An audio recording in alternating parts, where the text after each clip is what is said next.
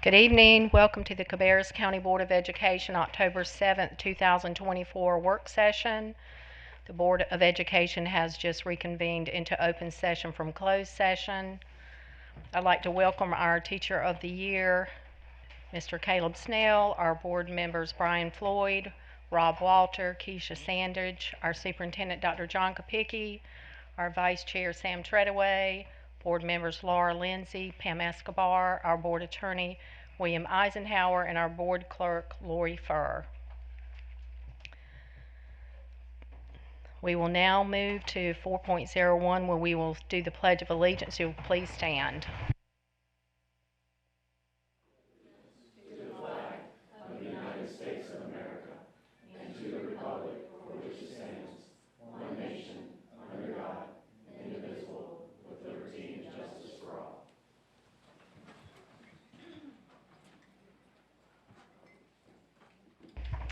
Thank you. At this time, I'd like to take a moment of silence for those who lost their lives during Hurricane Helene and to say a prayer for the residents who continue to be affected by the aftermath in western North Carolina.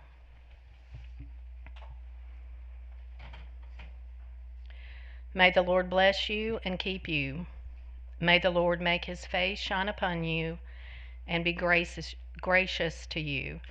May the Lord turn his face toward you and give you peace. Thank you. Board members, we will move to 5.01 where we'll adopt the agenda. I need a motion to adopt the agenda as presented. So moved. I have a motion by Ms. Escobar, a second by Ms. Lindsay. Is there any discussion about the agenda, board members? Hearing none, all those in favor of adopting the agenda as presented, say aye. Aye. Opposed? Thank you, board members. The meeting agenda has been adopted as presented. We will move to 6.01 with board chair comments.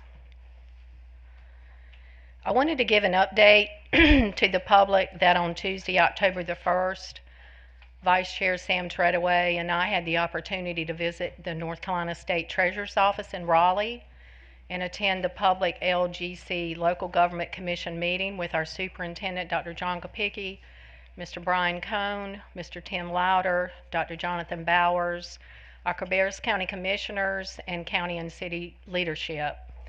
Other board members joined this meeting virtually as well. I have to say I was disappointed that the LGC did not have the adequate information to make a decision, but I'm confident that when we meet again on November the 12th, they will pass our request and they will honor the decision the Cabarrus County Board of Education made to move forward with the long-range capital plan for construction of new schools to address the student body growth. The meeting in November is a public meeting that anyone can attend either in person or virtually. I'd like to now call on our Vice Chair Sam Treadaway to give a board update on our school tours.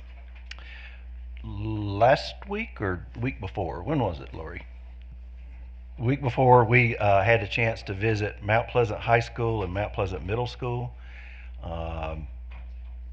These were great visits. We had the opportunity to talk to Daisy, the donkey, not mule, donkey, and to see a lot of CTE classes in particular, and it was really interesting. This week we're going to, I think, Hickory Ridge Elementary, and then on the 23rd we're going to be visiting Wolf Meadow. So we're looking to be in your neighborhood soon to see what all is going on, the great things in classrooms in Cabarrus County schools. Thank you. Okay, we'll move to 6.02 with our superintendent comments with Dr. John Kopicki.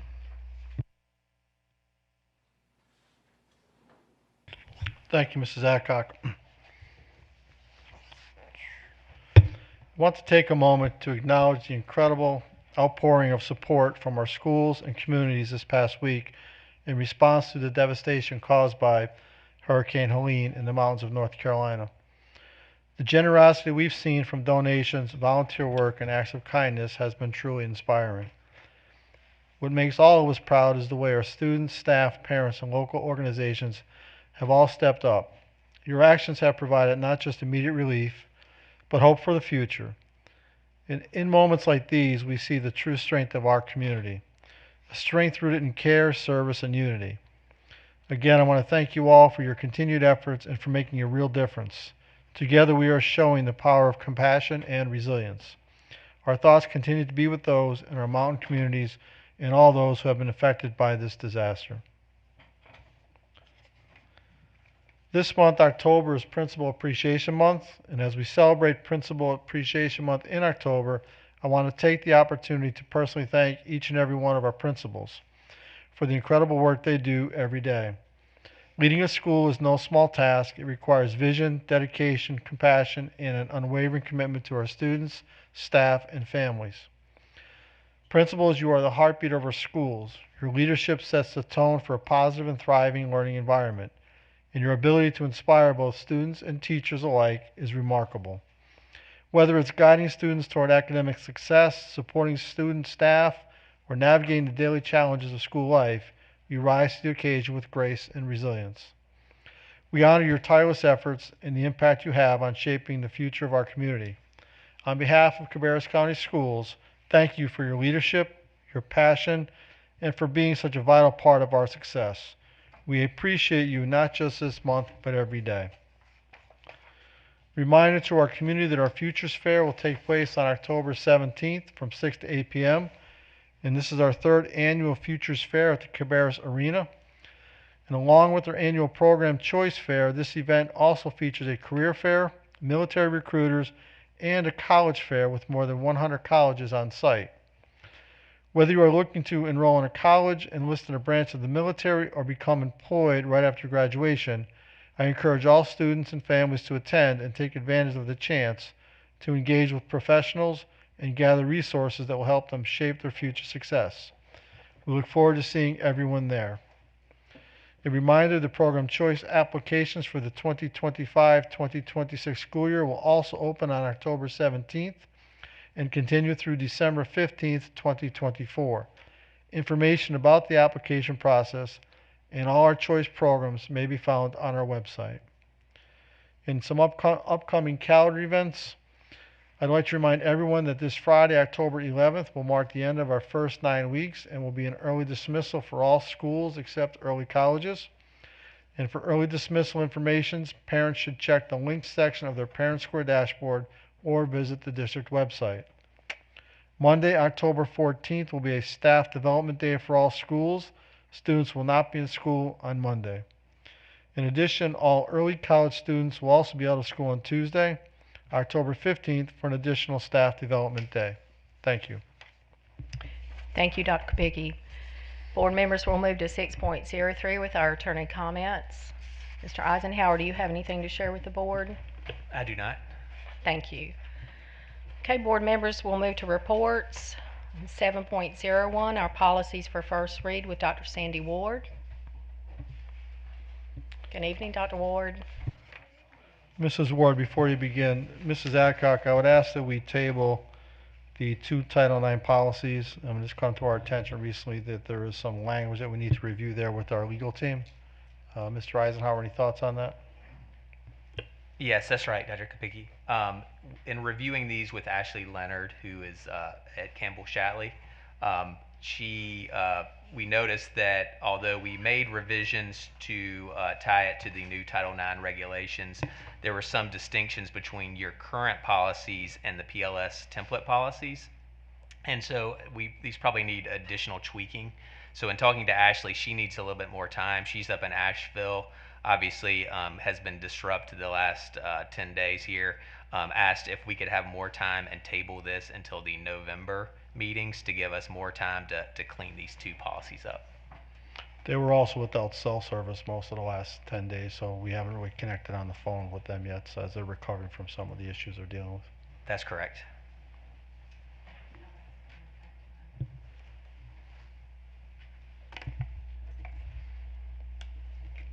Anything else?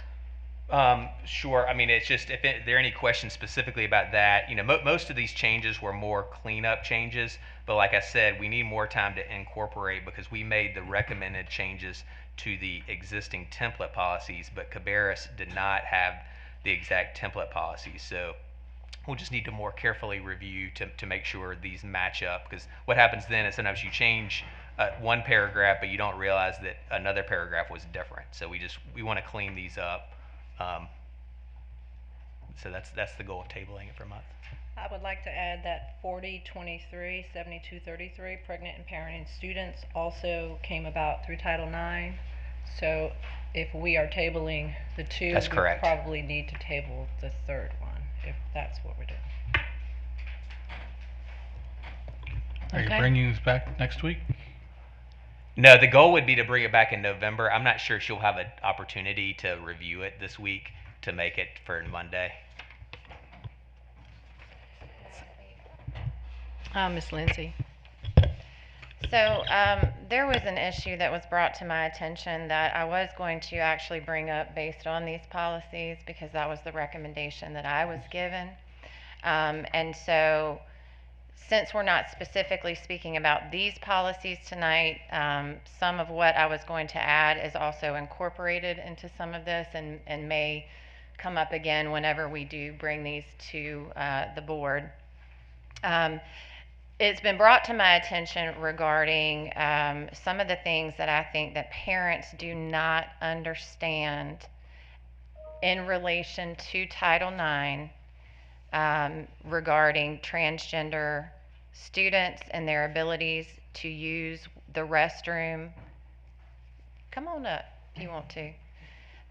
Regarding whatever gender identity that they are.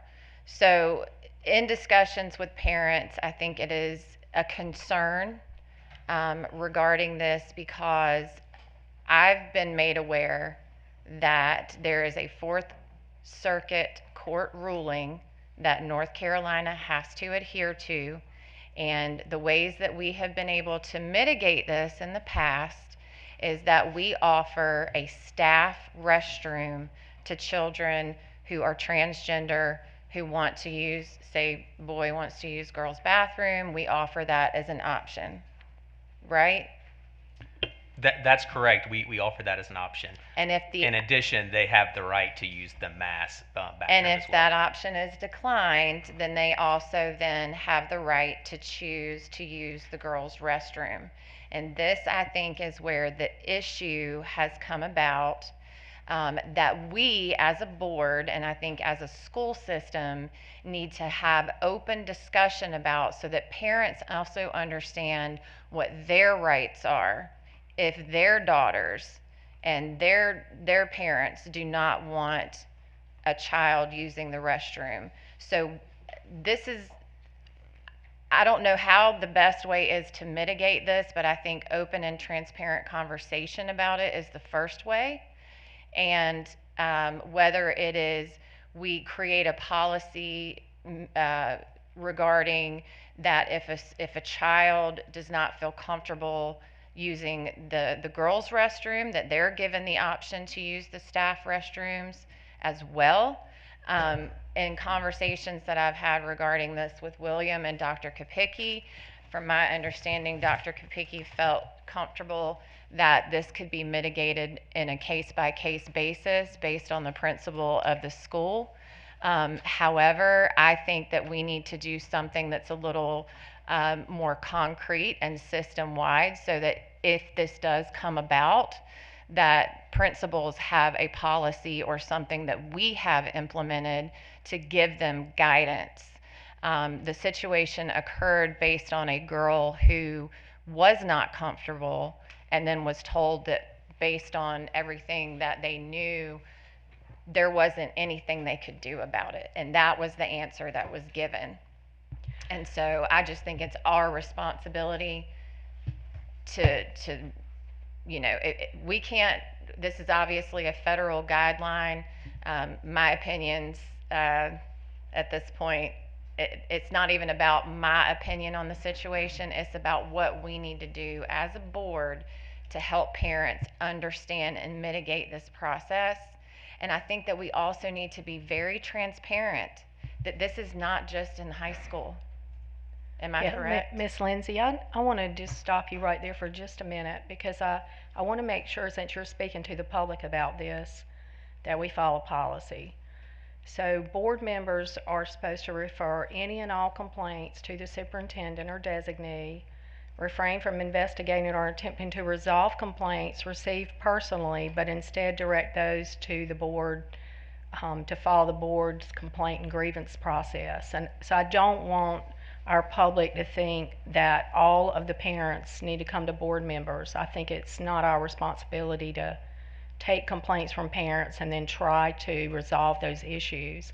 I understand your personal opinion about that, but I think at this time you've brought this before the board, and that would have to be something that would have to come back up to the policy committee at this point. Is that correct, Dr. Kopicki? So the policy that you quoted and cited is accurate in terms of how the complaints are handled. For this particular one, I would be in concert with the policy committee and our legal team, our attorneys, to discuss this. Okay. Okay, well, I think that we, in the effort of being transparent with the public, we need to explain to them how this works. Parents need to know and be aware that this will happen, could potentially happen in any school, elementary, middle, or high school, because this is a federal law. And for the record, I did try to bring this to your attention and you ignored me. Okay, I think that's probably enough now. So we're Okay. going to end the conversation. So we're going to go back to Dr. Sandy Ward if you want to go over the policies that are on the agenda. Okay. We're going to start with policy 1510, 4200, 7270. TV's not working. TV's not working.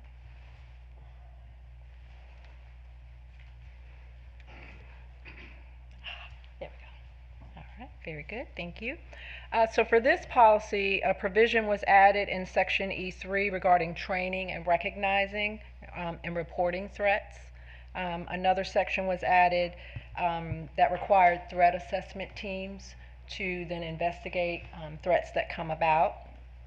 There was some information that was changed throughout the policy to make it updated. We looked at the legal references and the cross references as well. What questions might we have on 1510? Mr. Walter? Yeah, section item 3 where it goes about training, there's a red paragraph that's added. Training must be provided annually to all school system stakeholders. And you've got, in addition to staff and students, you have parents, coaches, volunteers, community members. How are we providing that training on an annual basis, or what is our plan for that? So with our threat assessment team, I really don't know.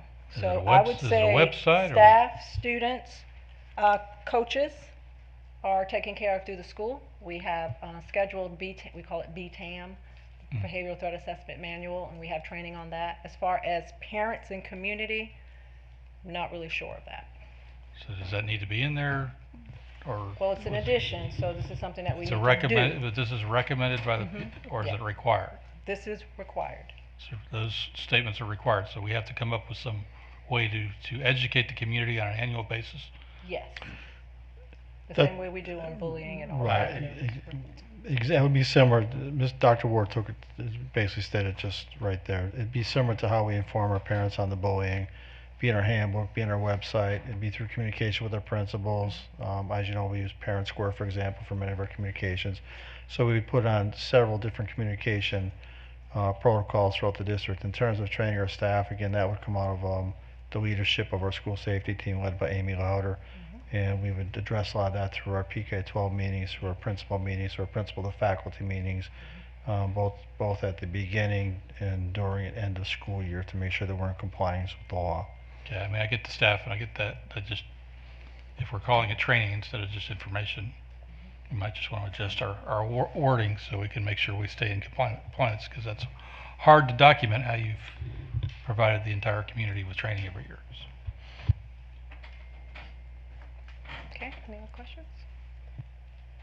Okay, all right. Well, our last policy is 3460. It's the graduation requirements. This policy was introduced in June of this year, 2024, and accepted. There was just some new language regarding graduation requirements. I was told that where it says the health requirement, we needed to add CPR and be more specific about it so that no one had any questions about what was required. And so what we did was in each of the boxes where health was stated, we put the CPR requirement next to it because it is explicitly stated in the law. Any questions? Any other questions about those, board members? Okay, so we're going to put policy 1510, 4200, 7270, and 3460, right, on the consent agenda? Yes, ma'am. Is everybody in agreement to put those on the consent agenda for our business session on October the 14th? Head nods? Yes. Okay, great. Thank you, Dr. Ward. All right. See y'all in a little bit. We will now move to 7.02 with our advanced placement course update with Mr. Gordon Palmer. Welcome, Mr. Palmer. Good evening, Madam Chair, Dr. Papicki, members of the board. It is my pleasure to talk to you guys about advanced placement from a former AP teacher and principal. We've done a great job in our high schools promoting and supporting our students with advanced placement. So first, I'd just like to discuss why students take advanced placement courses. For the most part, they're trying to prepare themselves for college success. There was a study that was completed a few years ago that shows when a student takes an AP course, right now the trend is that students are taking in addition to 4 years, additional years of college. So it's really taking them 5 or more years to graduate college. But the study showed that if you just took one AP course, then you were 55% more likely to graduate on time, thus saving yourself time, effort, and also tuition. So just taking it, regardless of what you score on the exam, will prepare you for college to graduate on time. Students want to obtain college credit, so when they go to college, they maybe don't have to take 5 classes a semester, they could take 4, or sometimes they'll go in a semester ahead. They want to build their high school resume, stand out to colleges. They want to earn quality points to increase their GPA. They want to develop skills and confidence, and also develop and expand on their interests. So our students in Cabarrus County last year took 27 different AP courses, and I've highlighted in gold the courses where there was over 100 students enrolled in those courses. So you can see several courses are extremely popular, with AP US History having over 500 students that took that course and took that exam. Last year there were 2 new courses that were added, Physics 2 and Pre-Calculus. It was new last year for the very first time across the world you could take these courses, and we had 300 students sign up for Pre-Cal in its very first year, which shows that we're doing a great job promoting it and our students are really on board with taking these courses. Out of the 27 exams we took, we were above the state and global average in our scores. The scores that we were not above, we were in some cases 100th of a point away. So the vast majority of our scores are either at the state and global averages or above. So our students are performing at extremely high rates in multiple different areas. Really, the only courses that we're not taking are some foreign languages that are hard to staff, like Italian, German, and some French courses. When we look at the past 2 years specifically, we have increased tremendously. So last year we increased 180 students taking an AP course.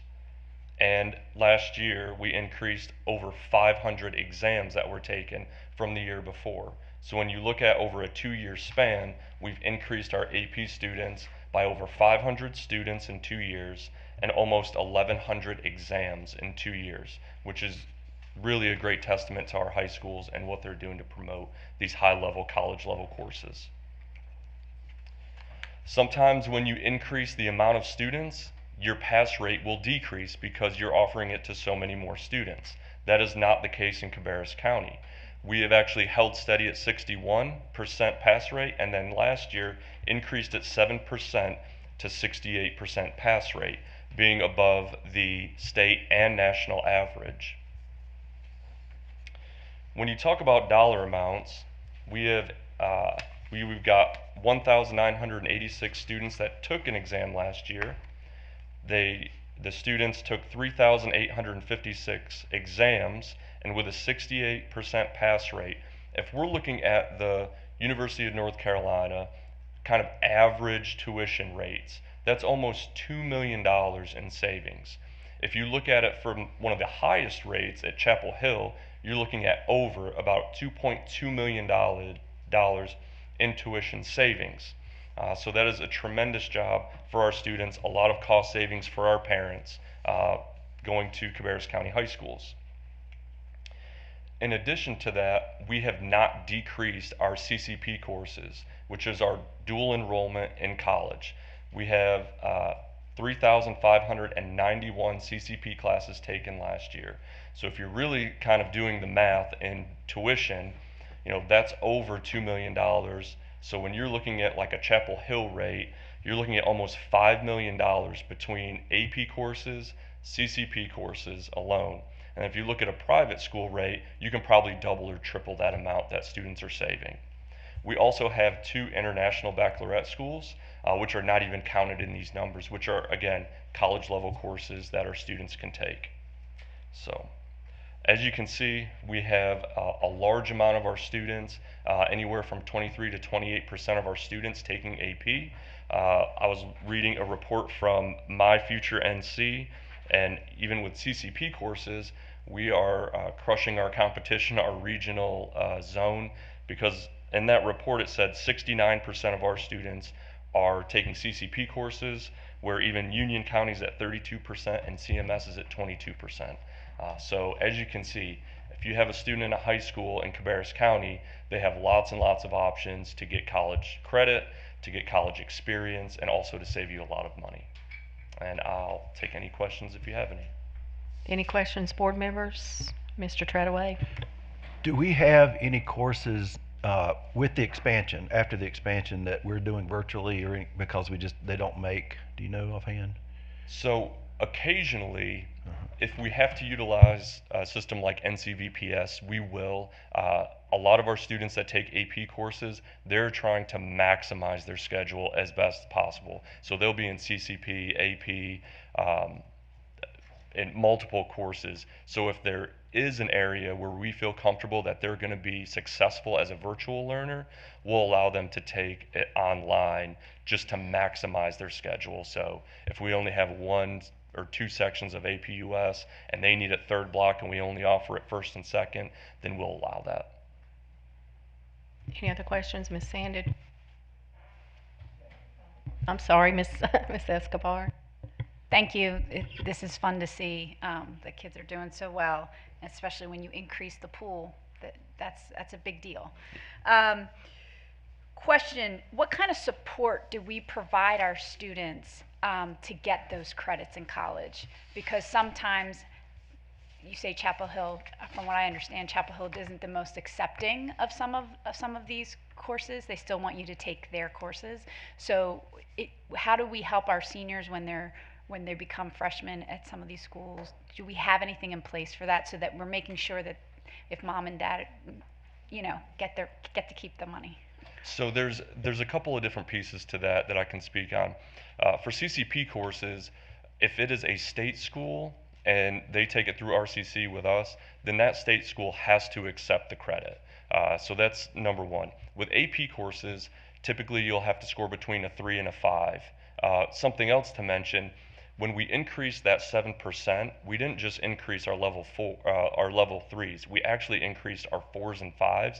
So the support that we provide our students, whether it's study groups, whether it's intervention times, there's multiple different ways that we do that. We actually increased our level 4s by 5% and our level 5s by 2%. So it shows that we are putting interventions in, study groups, to support our students achieve those higher 4s and 5s, which traditionally some more prestigious universities would rather a 4 or 5 and may not accept a 3. Ms. Sandage. And this may be something that you haven't looked into or haven't been able to look into, but just interested to know if we've drilled down into why those courses are highly sought after by students. Do we have any answers to that? Yeah, so the past couple of years, we use a service called EOS, and we ask students equity, equal opportunity schools. Okay. So we were having students take surveys to kind of pull information and see, why did you take one, why did you not take one? And a lot of times they wanted to prepare for college, they wanted to increase their skills, and a lot of times when you ask a student, they also want to increase their GPA, because when you take an AP course, you get a full quality point. So let's say you score an A in a standard course, you get a 5 towards your GPA in an AP or college level course. So a lot of times when we've talked to students, they want the quality points, but also they want to prepare because they know they're maybe headed to college, but they want to make sure that they're at the rigor that they're going to see when they get to college. We also have tremendous teachers like Mr. Snell here, who teaches AP for us at Hickory Ridge. I'm trying to figure out how to frame this question, but I want to understand. So this is all students are able to select if they want to take an AP course, but I'm just going to assume that not all students have the education level sometimes to be able to take those courses. So how do we determine, or can anybody just apply? Is there something that says, oh, well, this student may not be successful and that may be a little bit more damaging to them taking the class as opposed to not taking the class? I hope that makes sense. Yeah, so a lot of what you're talking about is how our counselors work with our students. So for example, if we see a student who does really well in English, right, in their freshman year, our counselors may go to that student and say, hey, 10th grade year, let's try an honors course. And then if they do really well in that honors course, they'll say, hey, next year, let's try AP language or in composition, right? So they're growing on the student's strengths and areas of interest to support that student. Northwest Cabarrus, for example, if students are scoring high on their English 2 exam, they will call the parent and say, your student is signed up for the standard level course next semester, but we know that they can do much better. So they have a certain program where it's pushing honors and AP courses, and that's really the majority of what our high schools are doing. They just have a streamlined process that they use to encourage really meeting the student's potential. So anytime we see scores that are 4s, 5s, or a student has a strong interest, we're encouraging them to take that next level. You answered my question on one side of the coin, but Okay. on the other side of the coin, I want to know about that student who feels that they may be able to take this AP course, but their past educational scores or grades may not suggest that. What types of conversations or support are we offering that kiddo? So I think the first step is to see what level they feel comfortable with. Because sometimes students won't jump necessarily straight to AP. They may take a CCP course because they feel it's more conducive to their learning style. So there's a lot of different methods that we use, but it really comes down to talking and having a conversation with the student to also see what their interests are. Because although they may not have scored in the highest percentile, they may be really, really interested in psychology. So we're going to sign them up with Mr. Snell to say, hey, you really enjoy this, you really like this, we're gonna try you in this course. We can also give you a little bit of a buffer to try it for the first few days, and then come back and talk to me if you think it's over your head or you feel like it's maybe not what you signed up for, but we can give you an opportunity. So it's open to all students? Absolutely. Okay, thank you. Yes. Mr. Walter. So it looks like about 20% of our high school students take an AP. That's pretty good. Phenomenal, yes. I think. Do you break that down into subgroups as far as Yeah, minorities? and one more thing that I just wanted to mention, kind of to your question, we typically don't offer to freshmen because we want them to come in.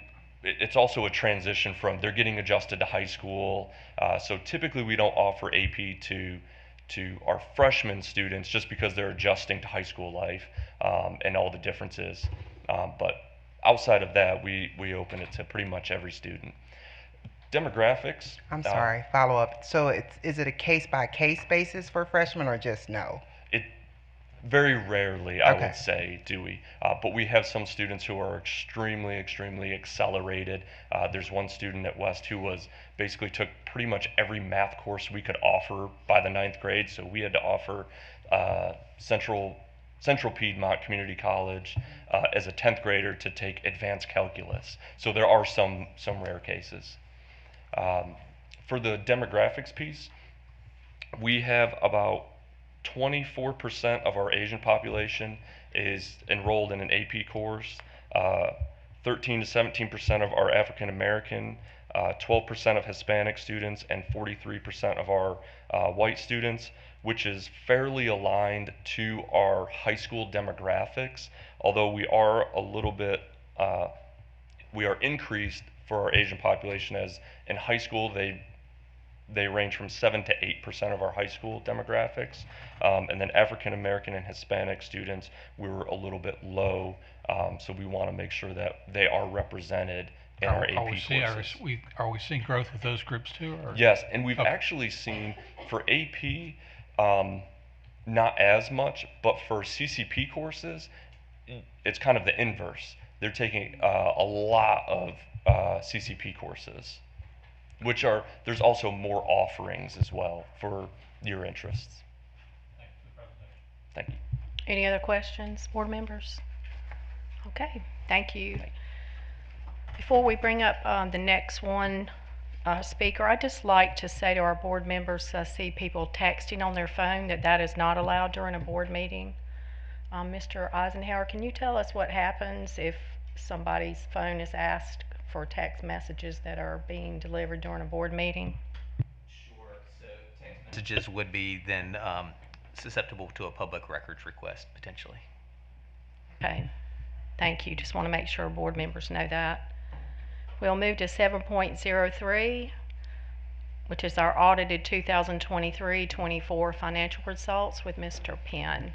Welcome. Good evening. How is everyone tonight? Coming up to the podium to join me is Adam Separek. I know you've seen Adam before at past meetings. He is with Anderson, Smith, and Wyke. He is our independent auditor. So he's got 3 items that are in the board docs for you. It's the required disclosure letter that our auditors are required to issue. He's got a core set of financial documents that have been delivered to you. Now, that's not the full annual comprehensive financial report, or ACFR, that comes later on once we build out some few other things, but the core financials are there. And then there's a brief summary presentation, which he went through with you last year, if you remember how we talked about that. There were a lot of board questions around that. And let me just publicly acknowledge, I appreciate his work and his firm's work. They are more than just an auditor to us. They're a thought partner on certain issues as well. I've reached out to him by email numerous times in the past year saying, we have this, we're considering to do it this way, would you recommend something else? And so we appreciate that counsel. But let me be clear that he is your auditor, right? He is not a function of the finance department. He is your body to go ask questions about our financial condition. So I think the intent is to go through the presentation that he's prepared, and then he's be happy to take questions for you. Good evening, Dr. Okay, just wait 2 seconds for that to come Oh, yeah. up. So we're gonna do the one that looks like a bit like a PowerPoint. Yeah. I got 3 PDFs. Yes. The small one, not the letter. So in the 3 PDFs, there'll be this letter here. Again, you hire us to conduct the audit of management. This is a letter issued to you to let you know that the audit went as planned. We didn't have any difficulties obtaining information from staff. There were no new accounting standards that have to be implemented that change the format of the statements. Again, just to let you know that the audit went as planned according to our engagement letter. And we're here again tonight to present that letter along with a large set of financial statements that is currently not finalized yet. I expect the only thing to change will be the date. We are waiting on an attorney letter. Once we receive that letter, we can officially date the financial statements and then submit it to the LGC for their approval. So that's the large 80-some page set of financial statements that were also included in the packet. Again, The only thing that, to change will be the date. And again, you'll get a copy of that, as well as after these are submitted and approved, we then add a letter of transmittal and statistical section to these to make the ACFR, and that has 10 years worth of data in that statistical section. So again, still in process of all the services we provide, but you're used to me going through a little 10, 15 page PowerPoint presentation. Just gives you a little 3-year comparison, some charts, and that's what we have up here now. The first one just being cash on hand. I know last year's discussion turned into a lot of questions about where we go from here. You've been in a fund balance usage, cash usage mode for the last few years. This year you can see fairly break even, actually added a little bit of fund balance this year. So again, just comparing those the last 3 years, cash actually increased. And these numbers here are the amounts from the general fund and the other special revenue fund, which is also a general fund. 15 years ago, those two funds were actually combined. They were separated to distinguish county money from other money. But for this presentation, just combining them back together because they represent your local sources, your state and federal sources. They don't carry fund balance, those appropriations, use it or lose it. You don't carry cash in those funds. So they certainly offer a revenue source, but don't really offer a balance sheet source. So again, the general fund and the other special revenue fund are the two items presented here. You can see your fund balance, total fund balance went up, and most importantly, your available for appropriation amount went up, the light blue column. I think, again, back to last year, a lot of the conversation was on just how much was available for appropriating, and again, the addition of additional fund balance and not having encumbrances after year end, I think it has changed that so that your available fund balance to appropriate is more in line with your fund balance on hand. And again, that's what this chart shows here. The next one just shows revenues versus expenditures. Again, in those two funds, over $100 million of local funds, most of that coming from the county. This year you looked at a $7 million increase from the county, which again helps take you from using fund balance to adding fund balance. Put you that green net change in the positive direction, but again, over $100 million running through those two funds in the current year, nearly all of which is spent except for about $3 million, which is what you added to your bottom line. So if you go past the charts, there's the data that makes up the information in those charts. You can see cash and cash equivalents on hand, nearly $17.4 million. Again, cash is the most important asset, but it doesn't necessarily always tie to fund balance.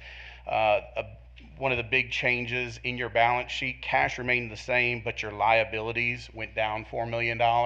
So while you add $3 million of fund balance, you don't necessarily add cash because that fund balance was used to pay liabilities. So your net working capital goes up, but not really cash. So there was very little change in cash, but the rest of your balance sheet, as far as your liabilities go, went down, and that leaves you with that fund balance number, $16,152,000 compared to $12,464,000 last year, an increase of $3,687,000. The bottom half shows you those revenues, $103 million total in revenues, $88 million of that coming from the county compared to $80.9 million coming from the county last year. Expenditures, $99.9 million for an increase in fund balance, again, across those two funds of $3,687,000 compared to $2.5 million used last year, $4.6 million used the year before, and I think usage even the year before that. So Can we get them to go back another slide? Oh, I yep, think you're certainly. talking, but they had moved it forward. Yep. Thank you. Yeah, so I'm looking now at the bottom, those revenues versus expenditures. And you can see there again that 3.6 million compared to your last 2 years, essentially net loss or usage of fund balance. That 3.6 million, when you actually look at what funds those are in, 900,000 of it is in the local fund from the county, where that $88 million goes, and then about $3 million, 2 point something, is in what's called Fund 8, the other special revenue fund. This is where Medicaid money comes in, other state and local private grants, indirect cost, driver, any kind of fees and tuition that are charged. All of that goes into that Fund 8, that other special revenue. This year in that fund, you had significant increases in Medicaid reimbursements and also a reevaluation of your dental liability, your self-insured dental liability, that resulted in that net $3 million or so increase in other restricted fund balance, or other restricted fund balance. And these numbers come, both the top and the bottom. If you ever want to compare these to the financial statements, the top is Exhibit 3, the balance sheet, and Exhibit 4 is the revenue to expenditures. To me, those are the most two important exhibits within those 80 pages. Aside from those two local funds, you also have a capital outlay fund. You carry very little fund balance in that fund. If you go to the next page, you can see $42 million flowed through that fund this year for capital projects, construction, repairs and maintenance, new schools. Your fund balance in there is $569,000. That's all county funded. Some potential for lottery funding in that capital outlay, but it's really reimbursement of capital projects. So you don't really carry much money. $570,000 in fund balance. That's only a fraction of what a new school costs these days. So those are your governmental funds. Again, aside from state public school fund and federal grants fund, you also have two business type funds. The one we always talk about is the school food service fund. This fund provides child nutrition services. Because they sell a service, they sell a product, they're considered a business type fund. Because they're a business type fund, their fund balance works different than governmental fund balance, because they actually record their fixed assets right there in the fund and depreciate it over time. They actually have to record their portion of the net pension liability. That's really a state liability, but when you factor it all the way down, your child nutrition department has some employees that will receive future benefits, and so there's a calculation to allocate a liability to that fund. So instead of looking at fund balance for business type funds, I like to look at cash on hand. Cash on hand as of June 30, 2024 was $12,174,000. That was an increase of $187,000 from last year. You have a very profitable, very well-funded child nutrition fund. We're seeing these funds across the state start to lose money. For the last few years, the COVID reimbursement rates have been much higher. This year was the first year with no more add-on COVID reimbursement rates, and you were still able to add money. You were still able to profit as well as pay for significant improvements to kitchen equipment. A lot of money being spent the last 2 years on kitchen equipment, and that's what caused the one finding we had last year. Those purchases are considered expenditures but not expenses, but you have to budget on the expenditure side, and so you spent more money than was budgeted, not by much, but it was, it's still a finding. That was cleared this year. Budget expenditures did not exceed budget, but again, this is really a bright spot. If child nutrition funds run out of money, it is the responsibility of the local fund to fund any shortfalls. You have to provide meals, so when they run out of money, it is supplemented locally. So having $12 million on hand, being able to operate at a profit, having large schools that operate profitably, there's an economy of scale. You need a certain amount of people, whether you're serving 200 meals or 600 meals. So your makeup of your schools and the profitability just in size allows for you to really not have concerns of future local supplementing of child nutrition. Despite the decrease in the reimbursement rate, your federal reimbursements actually went up. Yeah, let's have them go to the next slide if you would. Oh yeah, sorry. This is the again the numbers associated with that child nutrition fund. So despite having decreased reimbursement rates, total reimbursements went up because participation goes up. Participation goes up, food cost goes up. Your food costs went up $660,000. Salaries go up. Now again, I mentioned this fund's a little different in that the pension liability is directly included in this fund. So when you look at your salaries and benefits, $8,196,000 compared to $6,668,000 last year, that's a $1.5 million increase. You did not increase salaries of $1.5 million. That is just a function of the change of the pension expense that comes from actuaries. It's a non-cash expense, but it still has to be recorded. When you look at what your real salaries and benefits, actual paid salaries and benefits went up, it was $443,000. So $1 million of additional food cost and real cash salaries, and $1 million increase in revenue. Again, a lot of investment in equipment, and you're still maintaining positive cash flow. Any questions about that fund? Any questions, board members? Ms. Escobar? So just looking at the change in net assets over the last 3 years, Yep. I recognize that we're still in the positive, but the reason why there's that big difference between 3 years ago at 8 million versus 1.9 right now is that the feds aren't just giving us free lunches anymore. That's right. Okay. Yep.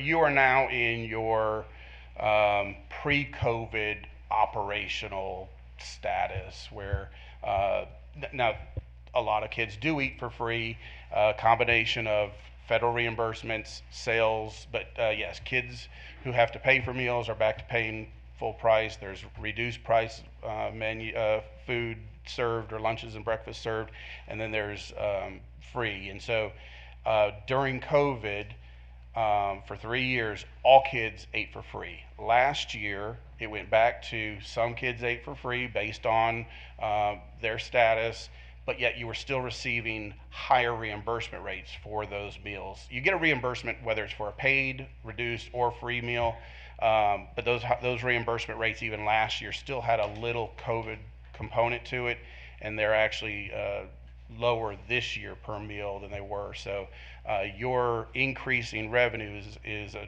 result of increased participation. Mr. Treadaway? So the benefits, the legacy costs there, I assume that we can expect to see that ongoing. And I'm curious if you have any idea what percentage, this is not a fair question, of the salaries and benefits is just that. That would be interesting to know. So the pension plan fluctuates up and down. Some years there'll be negative expense. Just one small tweak in the discount rate changes the statewide plan by billions of dollars. You're allocated something like 1.5% of the total liability. It's based on your salary size. And then from that 1.5% that's allocated to Cabarrus County Schools, we allocate about 2 to 3% depending on salaries per child nutrition as a percentage of total salaries across the district. Even that little change, if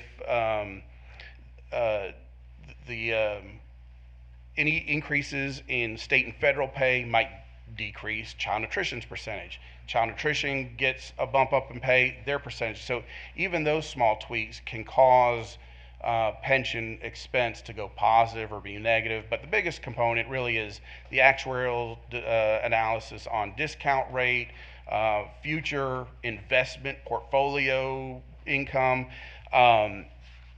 But there is a schedule in the financial statements that converts your full accrual Fund 5 amounts, which is what we're looking at here, to a modified accrual. And it's taking out 4 items that represent the effect of the pension plan. It exists. I don't know what it is as a percentage, but What I'm hearing is this is something that we react to, but we don't control. you don't really even react to it. Okay. You don't control it in that, again, it's a state, it's not even your liability, but governmental accounting standards boards issue new proclamations, and one of the proclamations 10 years ago was that in order to show all ancillary liabilities, even ones that aren't yours, you benefited from those people working there, so then you should show what that liability is. You fund that liability in your contributions, now up to 25 cents on the dollar, going up every year. For every dollar of salary paid, you're sending 25 cents to the pension plan, the post-employment healthcare benefit plan, which actually had to change its structure because it knew it couldn't survive. If you're hired now, you don't have that same benefit as if you were hired 3 or 4 years ago.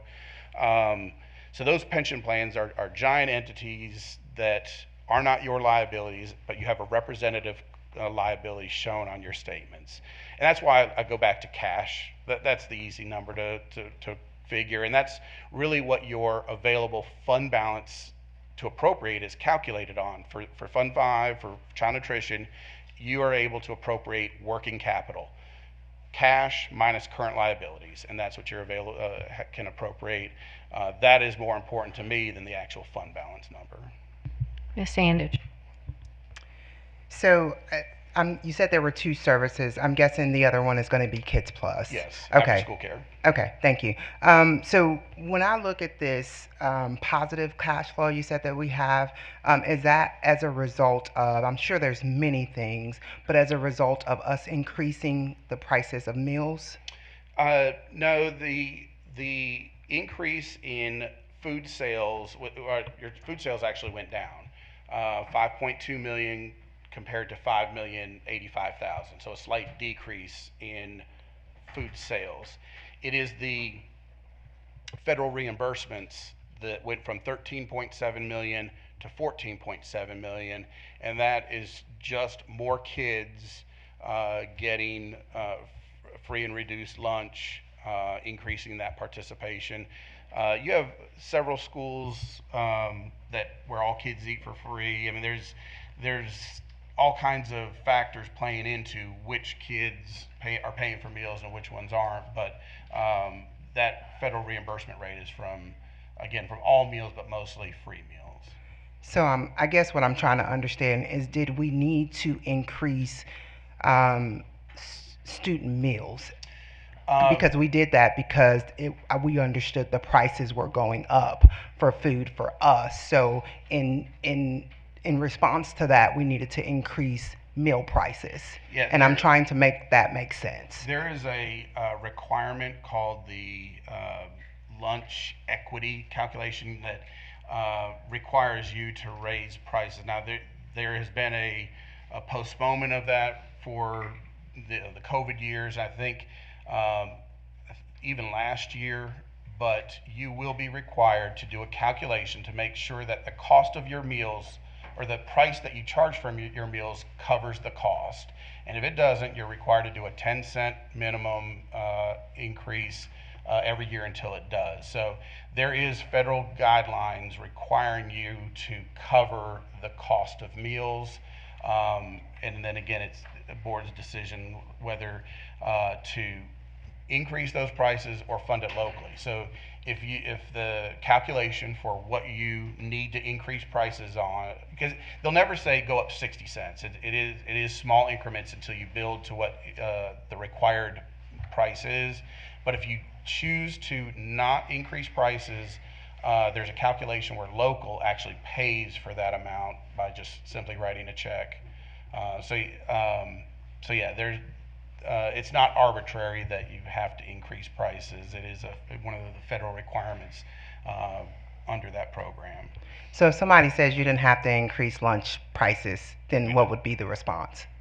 Well, the actual answer is yes, because if in our forecasts our labor costs are going up and our food costs are going up, both of which are true, then we would say that we were required under that stipulation that the federal government has out there that we had to do some minimal level of increase. But we're looking good right now, so this is just And my normal brain. I don't do what y'all do. Part of what I wanted to step up to the podium just before we move off this topic. Okay. It's kind of important to remember that we can't touch these funds, right? You can't go raid your school lunch program to go do something else with it. Any kind of cash that you generate within this program and any kind of excess cash you have has to stay by law within the federal government's program for school nutrition. The second thing is if you have more than 3 months worth of operating expenses in cash, you are required to put together a spend down plan associated with that. Meaning, you have to show the excess above that 3-month operating to say, what's your plan for spending that balance down? You know, Adam's already talked about how we've invested very heavily in upgraded capital within all the cafeterias, right? That's one piece of it. You can also designate some piece of that for the fact that you may have higher salaries than you anticipated or higher food costs that you anticipated. But there's a finite limit on how much money you're allowed to generate within the program before you then have to say, I have to show a plan to the federal government on how I'm going to reduce that cash balance. And I'm guessing we're not close to that. You can have those plans for several years until you actually accomplish the goal. Okay. You are in excess of 3 months. Your expenditures of 17.9 million to calculate 3 months roughly. You divide that by 9, and that's your monthly requirement. You are above 3 months. You do have a spend down plan, but that spend down plan isn't you have to spend it by next year. It's a long-term plan. Again, you have been in the last 2 years of equipment reinvestment mode. Food cost and salaries gone up $1 million. So right now at 187,000 increase in cash, that break-even point, I do think there's future increases in expenses coming, but you never will have to take those federal dollars, because they are federal dollars, and use them within 1 year. You just keep refiling your spend down plan annually until you're below that 3-month threshold. And this would be the reason why we weren't asked to increase prices this last go round. Correct. Yep. Okay. My last question is about lunch balances. Now, this may be out of your scope, but I'm always curious about if, you know, how we can make sure that the schools aren't having to pay these lunch balances at the end of the year. Is there any availability for these funds to be utilized for that? And you're shaking your head no. Okay. And if you have some keen ideas on how we would definitely appreciate that, because it's a lot at the end of the year. So, I'll leave it there. Your child nutrition program, I still have 5 more clients to go out to do audits, but is the most profitable, not even just because of size, even just return on, you know, whether you are operating 40 schools or 10 schools, relative weighted average, the most profitable child nutrition fund I've worked with this year. And give credit where it's due. That reflects the management team in that operation, right? So there's districts where this is going to be a real concern going forward, because again, the right mix of the size of schools, the economy of scale, you know, again, of just even the overhead within the central office child nutrition people. When you have 40,000 kids to feed, it just gives the ability to make a profitable child nutrition fund, and that ability or that opportunity is not being squandered. So Well, I definitely appreciate you saying that. That's good information to know. My point was just to make sure that we weren't increasing prices whenever we did. I think it was several months ago, and we didn't need to. I just wanted that to be said out loud. Correct. Thank you. Yep. Any other questions, board members? After that, we just have some looking at expenditures by pupil, just informational items. But the biggest thing is at the end of this PDF is, again, back to that findings and questions cost. If you go to the very last page, again, no findings. We cleared the one from last year related to child nutrition's budgeting those capital expenditures as expenditures. The team on both sides, central office and child nutrition, both monitoring that much better. So, and no additional findings on any of the other funds that we audited as major. You'll see within the 85 pages, there's actually 4 letters in there. The first one's the opinion paragraph on the financial statements, page 1. It says that we believe that the financial statements accurately reflect your financial position as of June 30, 2024, and for the year then ended. And then 3 letters in the back, one related to internal controls over compliance and financial reporting, one related to internal controls and compliance with state requirements, and one over federal compliance. So this year we audited your Title I program and those education stabilization funds as your 2 major federal programs, and then the state public school fund has to be audited every year as your state program. So those were our 3 major programs that we audited for compliance. Every major program has to be audited once every 3 years, and we have to get at least 20% coverage on your federal dollars and your state dollars every year. So no findings across any of those programs, no internal control issues related to the whole audit in general or over compliance. Ms. Sandage has one more question. I'm sorry, I don't know about one more, but okay. So you're pretty much saying that we are financially, fiscally sound, we're good to go? That I give an opinion on the accuracy of your financial statements.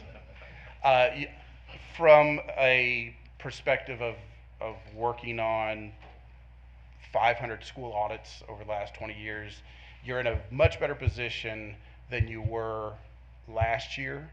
I think, again, the increase in local funding helped. Maintaining a tight budget helped. So you have more funds available to appropriate for 24-25 than you had a year ago. Okay. So I'll leave it at that. Okay, couple more questions. How long have you been doing this for CCS?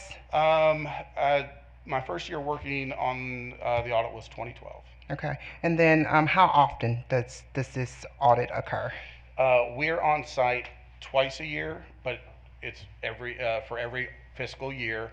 We come on site in the spring to do preliminary work on the financial statement audit and then also start our compliance work. And then we come back in late August to wrap up the financial statement and a little bit of compliance. So we're on site twice a year. Okay, and then you mentioned this earlier, and I just wanted to see if I could, while you were here, kind of debunk some of the information that I hear from lots of people about the lottery. Can you tell me how that is implemented in our spending, in our budget, in our finances? No, I'm guessing. Okay. Yeah, the DPI allots that money. There are a lot of districts getting that money, but it's through the needs-based portion of the lottery, and that you apply for. We need a new school, we can't afford it, here's our application. So you just don't automatically get it just because somebody playing the lottery? Right. Okay. Right. No, it's more allocated on need and application basis. Well, thank you for all that you do. I appreciate the report. Thank you. Ms. Lindsay? So Ms. Sandage actually almost hit on something that I wanted to ask. So you've been doing this with us since 2012. Yes. and please don't take any offense to this because I like you. You're a very nice man.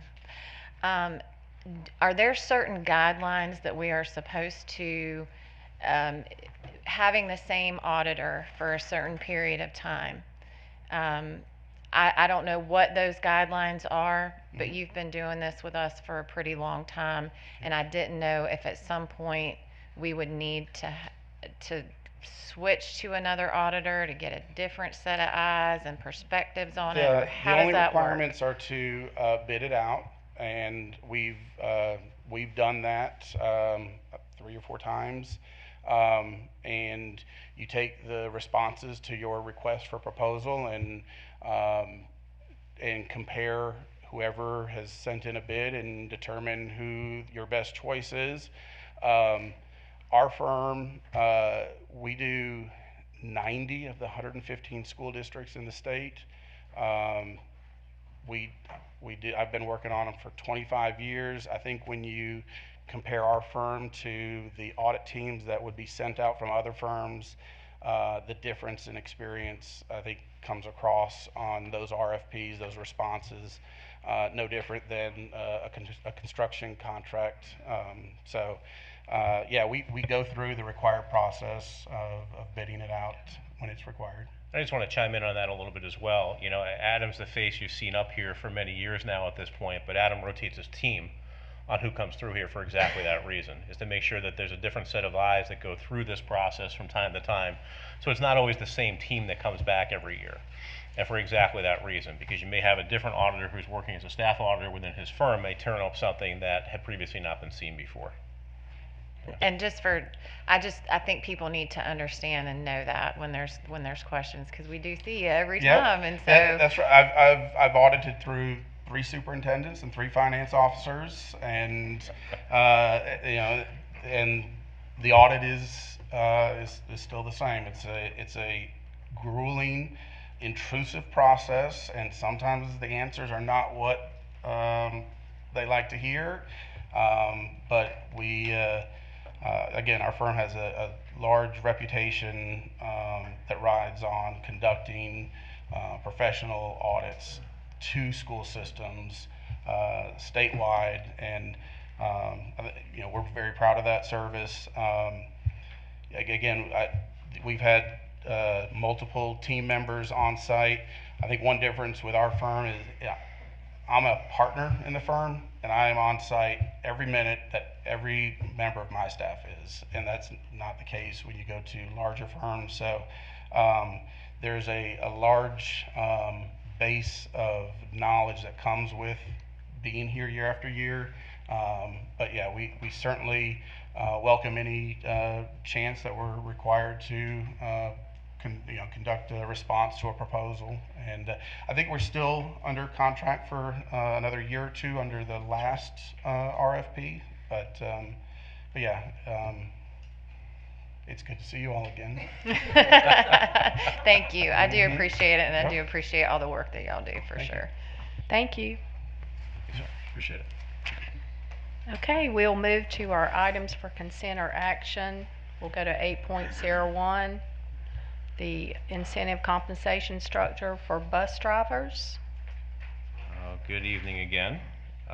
So as we kind of alluded to, I think at the last meeting, we were working on some different structures that we could consider for attracting and retaining bus drivers within the district. And I will tell you that we went through, we being the finance, human resources, and transportation teams, a number of iterations around this, trying to find the right secret sauce to go with this. And we think we may have hit on something that we wanted to share with you tonight.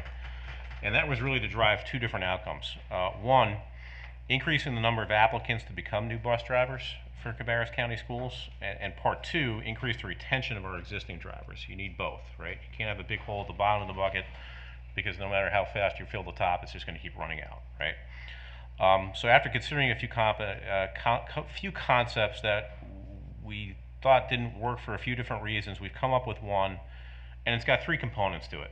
And the 3 components would be that any new driver would receive a $1,000 sign-on bonus after having been a driver for 60 days once they were in that role. Part number 2 would be that existing drivers would receive a $1,000 retention bonus in January 2025 and that any driver working in 24-25 that then returned for the 25-26 year would also get paid a retention bonus in September of that year. And then lastly, and I bring this from some past success in another district, any employee that would refer someone that becomes a driver and stays at least 6 months in that role would also receive a $500 referral bonus. Because one of the things that we discovered was that it's our own employees that make the best referrals for a lot of these roles. So now, based on 35 openings and our existing drivers, which include leads, we try to cost out what the total would be for us on an annual basis. So of course, 35 new drivers with the sign-on, and if every single one of those 35 had a referral attached to it, that's $52,000. 216 current drivers, including all the leads, at $1,000 each would be $216,000. Together, that's $268,000. We just talked about pension and how much that costs us, and all the payroll taxes that are associated with that would add $85,000 onto that number for a grand total of just under $354,000. So that's not currently in the budget yet, but I will tell you that that's kind of also worst case scenario, right? Because not every driver is going to stay, right? You don't have 100% retention. It's rare that you would see that. And not every driver that comes in the door necessarily has a referral attached to it, right? But what's the sort of the worst case scenario around that? So we wanted to try and put that out tonight. And I would also say that there's an opportunity for us to recover some of that cost when we do our annual filing of costs with Department of Public Instruction and DOT, and it generates that efficiency rating. There is actually a place for us to capture dollars that we invest in incentives for drivers. So it may have an impact on that efficiency rating, but there is a chance that we recover some of this cost, and it's not necessarily all absorbed in local. So that's currently the proposal that we've had, and I know other representatives of those groups are in the audience if needed, but that's what we wanted to present to you tonight as a possibility. Mr. Walter? Yeah, I think we've talked about this last year, and this was a suggestion that was made, so I'm glad to see that we looked into it. Is this a one-year proposal? I mean, you don't know where the funding's coming from? Do we need to go through the budgeting process through this, or how? I'd love to say we test this theory and see if it works for us and actually has the outcome that we're looking for before committed to something ongoing, but I think it could be something that becomes ongoing for us if the success is there. Again, you got to fund it though, and right now it's not funded. That's correct. It's not budgeted. That's right. But we'll talk about that in the next presentation. But if it fills our driver need, that's a big deal. It's a very big deal. We have done some salary increases for our bus drivers over the years too. Correct. Haven't we? Correct. Are we not seeing an impact from that, or is it? Not that we can detect, and when we look at sort of neighboring districts, we know we're lagging a bit behind even there for where we should be, or not necessarily where we should be, but we know we're not as competitive as we could be on salaries. Okay, well, that's all the questions I have at the moment. Ms. Sandage? How often do we expect to see changes, or when would we like to see changes based off of this being approved? When you say changes, can you clarify that? Yeah, so if we post this, do we feel like we're going to get immediate responses in a month and be able to fill some of these positions in a month, or was that even discussed?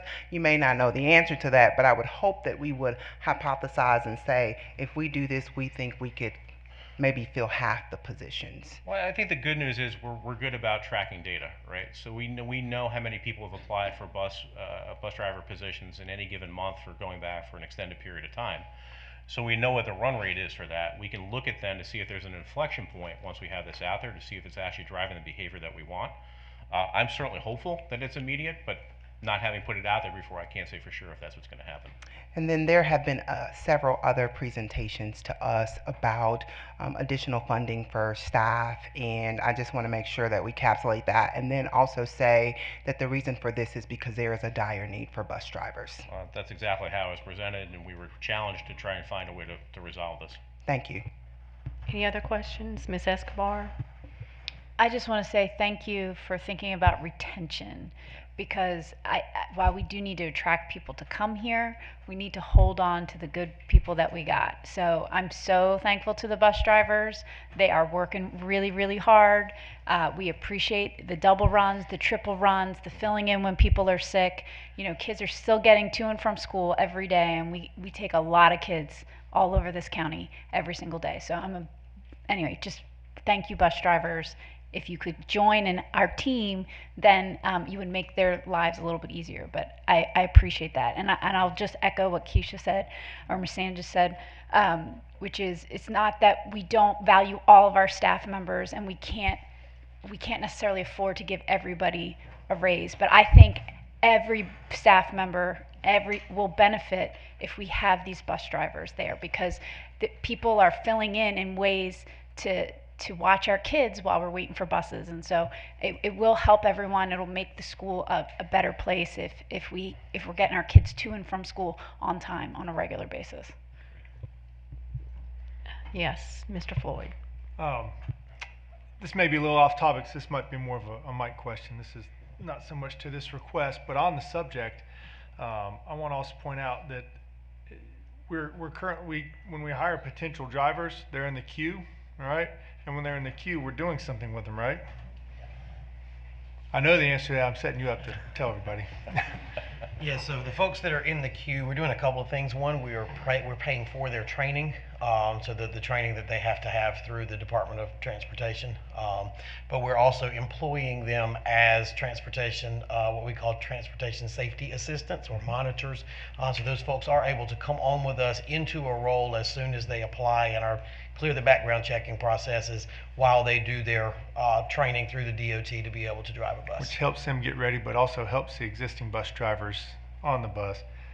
How many do we have that are monitors or safeties? I will get that information to you. I do not know that off the top of my head, but I will get that information to you. And we're paying them for their time during this, right? That is correct. For all you prospective bus drivers out there listening, how long typically are they in that role before they're through their training? That's a good question. It really all depends. We're at the mercy of the Department of Transportation. Sure. There and the number of trainers they have available, so that varies very widely depending on how quickly they can be trained. Well, we're eliminating wasted time and wasted space and giving them work, taking care of them, supporting our existing bus drivers, and giving them a valuable experience along the way. That is correct. Folks that qualify and are able to potentially move into those driver positions, we are not turning them away. Very good. I'd like to see that increase too. I think every bus driver could use some help out there. Thank you. Any other questions? Okay, board members, are you in agreement to put this on the consent agenda for our business session? I think it needs to be on action because it's really not defined exactly how long we're doing this for. I'm not sure that I'll have that in terms of an action. Again, I go back to what I said earlier, that you need to sort of have a proof point around, did this actually work before you commit to a long-term strategy here? So what is the ask then? Just to do it for this year and see where it goes. So that's the ask is for this year? Correct. This fiscal year? Correct. Okay. Ask a question, I'm sorry. So with the funding piece of this, though, we're going to go over that a couple of spots down, right? A couple minutes from now. Okay. So perhaps maybe we should put it on action only because at this point we haven't even talked about how it's going to be funded. Sure. Okay, so we'll put this on action. Yeah, I just wanted to clarify that I wouldn't necessarily know if we would have a commitment yet for a long term without seeing how this played out initially. That wasn't going to resolve in the next week. Okay, thank you. So we'll go to 8.02 and our budget presentation and adoption 24-25. Okay. We'll move over to my third set of notes for tonight. So thank you again for the opportunity to talk about where we are for 24-25 for a budget. If we can kind of just go to the executive summary slide, I want to kind of update with you on where we are. This is a very similar presentation to what I did for the budget last year. So the state budget isn't fully finalized yet, right? The biggest piece that's hanging out there is funding for ADM growth. And there's a few other budget areas that haven't quite been allotted yet or fully at this point. COVID relief grants, those are off the table. Those are fully done at this point. As you heard a few minutes ago, we built a fund balance for 23-24. That was not what I expected to happen, given where we were with the deficit for a long time in 23-24. And I would say that, you know, we're in a good place around fund balance because the state finally started catching up on what they owed us for Medicaid money, right? There was some very good progress around that last year. So one of the initial projections that we have right now is a local deficit of about $750,000, which is essentially the difference between the cost of the new Apple lease and what we think we can sell the old devices for. But as I'll talk about when we get there, I think we've got a way to offset that became kind of present to us after this presentation was already out on board docs. We think we figured something out that we can solve for that. Let's talk about the state for a second then on the next slide. So as we talked about as a recent meeting, the state is now using what's called a funding in arrears model.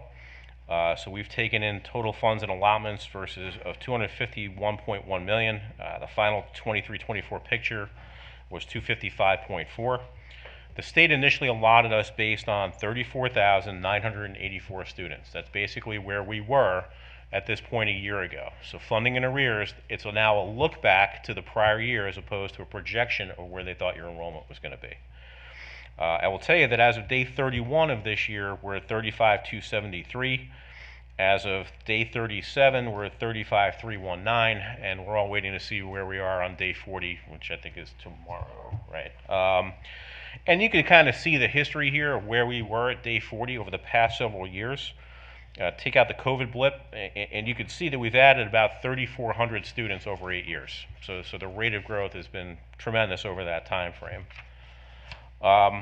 When we then go to the next slide real quick, so now we built our initial school level staffing around an expectation of getting to ADM at 35,806. But if you remember what I just told you, we think we're probably going to be closer to 35,400 by the time day 40 rolls around.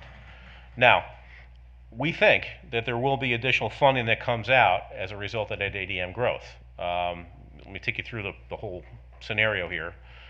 When the state budget was initially approved a few months ago, there was a provision in there for this shift to this funding in arrears, and something was put in there to say this is how we'll do for counties that have growth. This is what we'll do. We'll do something for it. They never funded it, so then they had to go back and they had to add funding to it, which they did for $95 million across the state. That's the total amount within the appropriation.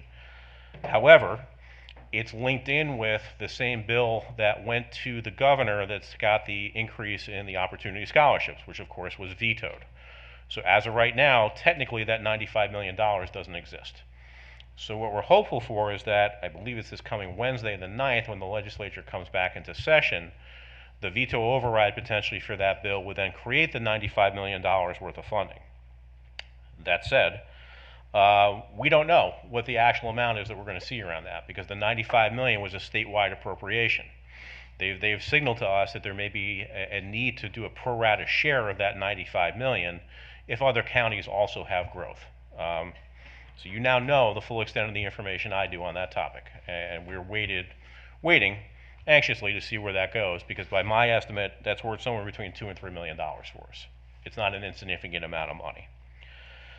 That said, collectively, we, all the departments in central office, particularly the HR team, which I'm very grateful for, have been trying to make a lot of work around making sure that we're adjusting staffing as needed, because we're not going to get to the 35,806 we initially projected. We're going to be at some level below that, and at the same time trying to minimize the level of disruption that would have on students, right? If we're going to consolidate something down, you don't want to do it too late in the year, right? It's like we're trying to get out in front of that as best we can. But I do think that once day 40 drops tomorrow, there will be one final round of adjustments that need to get made as a result of that. So how does state funding look? If we go to the next slide, this is it. This is how it comes to us, basically, right? And you're going to see a whole bunch of PRC codes on the left, and then the description of what that PRC is. If it's a position allotment, it'll tell you the number of positions. If it's months of employment, it'll give you the months. If it's if it's some other dollar-based allotment, you'll actually see the dollar amount or the equivalent of the dollar amount in the very last column. And you can see at the very bottom, that's how you get to the $251.1 million I mentioned on the prior slide. Now, what I will tell you is, what's frustrating to me as a CFO is there's very little movement that you can do between these PRCs, right? If they give you money for a particular purpose, you often can't move that to something else. It's restricted in that respect, right? That's a very different model than I was used to in a different state, where it turned up as a block, and you as a district and a board can then figure out, where do I need to put that $250 million to work that best suits our needs within the district. So, but this is how we see every time there's an allotment update, that comes from the state, and last year there were, I believe, 83 of them that came out during the year, we will see a change and we will see what the net total looks like and react accordingly. So a lot of times when we do our budget amendments throughout the year, that's a lot of what you're seeing in state, is as these changes take place, we then go back and we change the budget to reflect what we then know at that particular point in time, right? So I'm very hopeful that there will be a PRC 94 on here sometime in the very near future when we know what that ADM growth is going to look like. Okay. Let's talk to our local budget for the second on the next slide. So it's had some unexpected deterioration. It had made some corrections associated with the implementation of the classified study. All good stuff. Higher insurance premiums I've talked to you about in the past. With the way we were doing insurance was bad from a risk management perspective. We were insuring based on net cost after depreciation, not on replacement cost. That is not a good strategy. And of course the new Apple computer lease that we talked about a few months ago, right? Good news, we've had additional special revenue come through in 24-25, mostly due to Medicaid, and also to a degree because of interest income as well. Even though we expect lower interest rates overall, as the interest rates are going to tick down, our cash balances that we just saw presented by our external auditor have gone up, right? Cabinet we went back to and we said, help us find some opportunities to reduce costs out of the current year budget that don't impact students.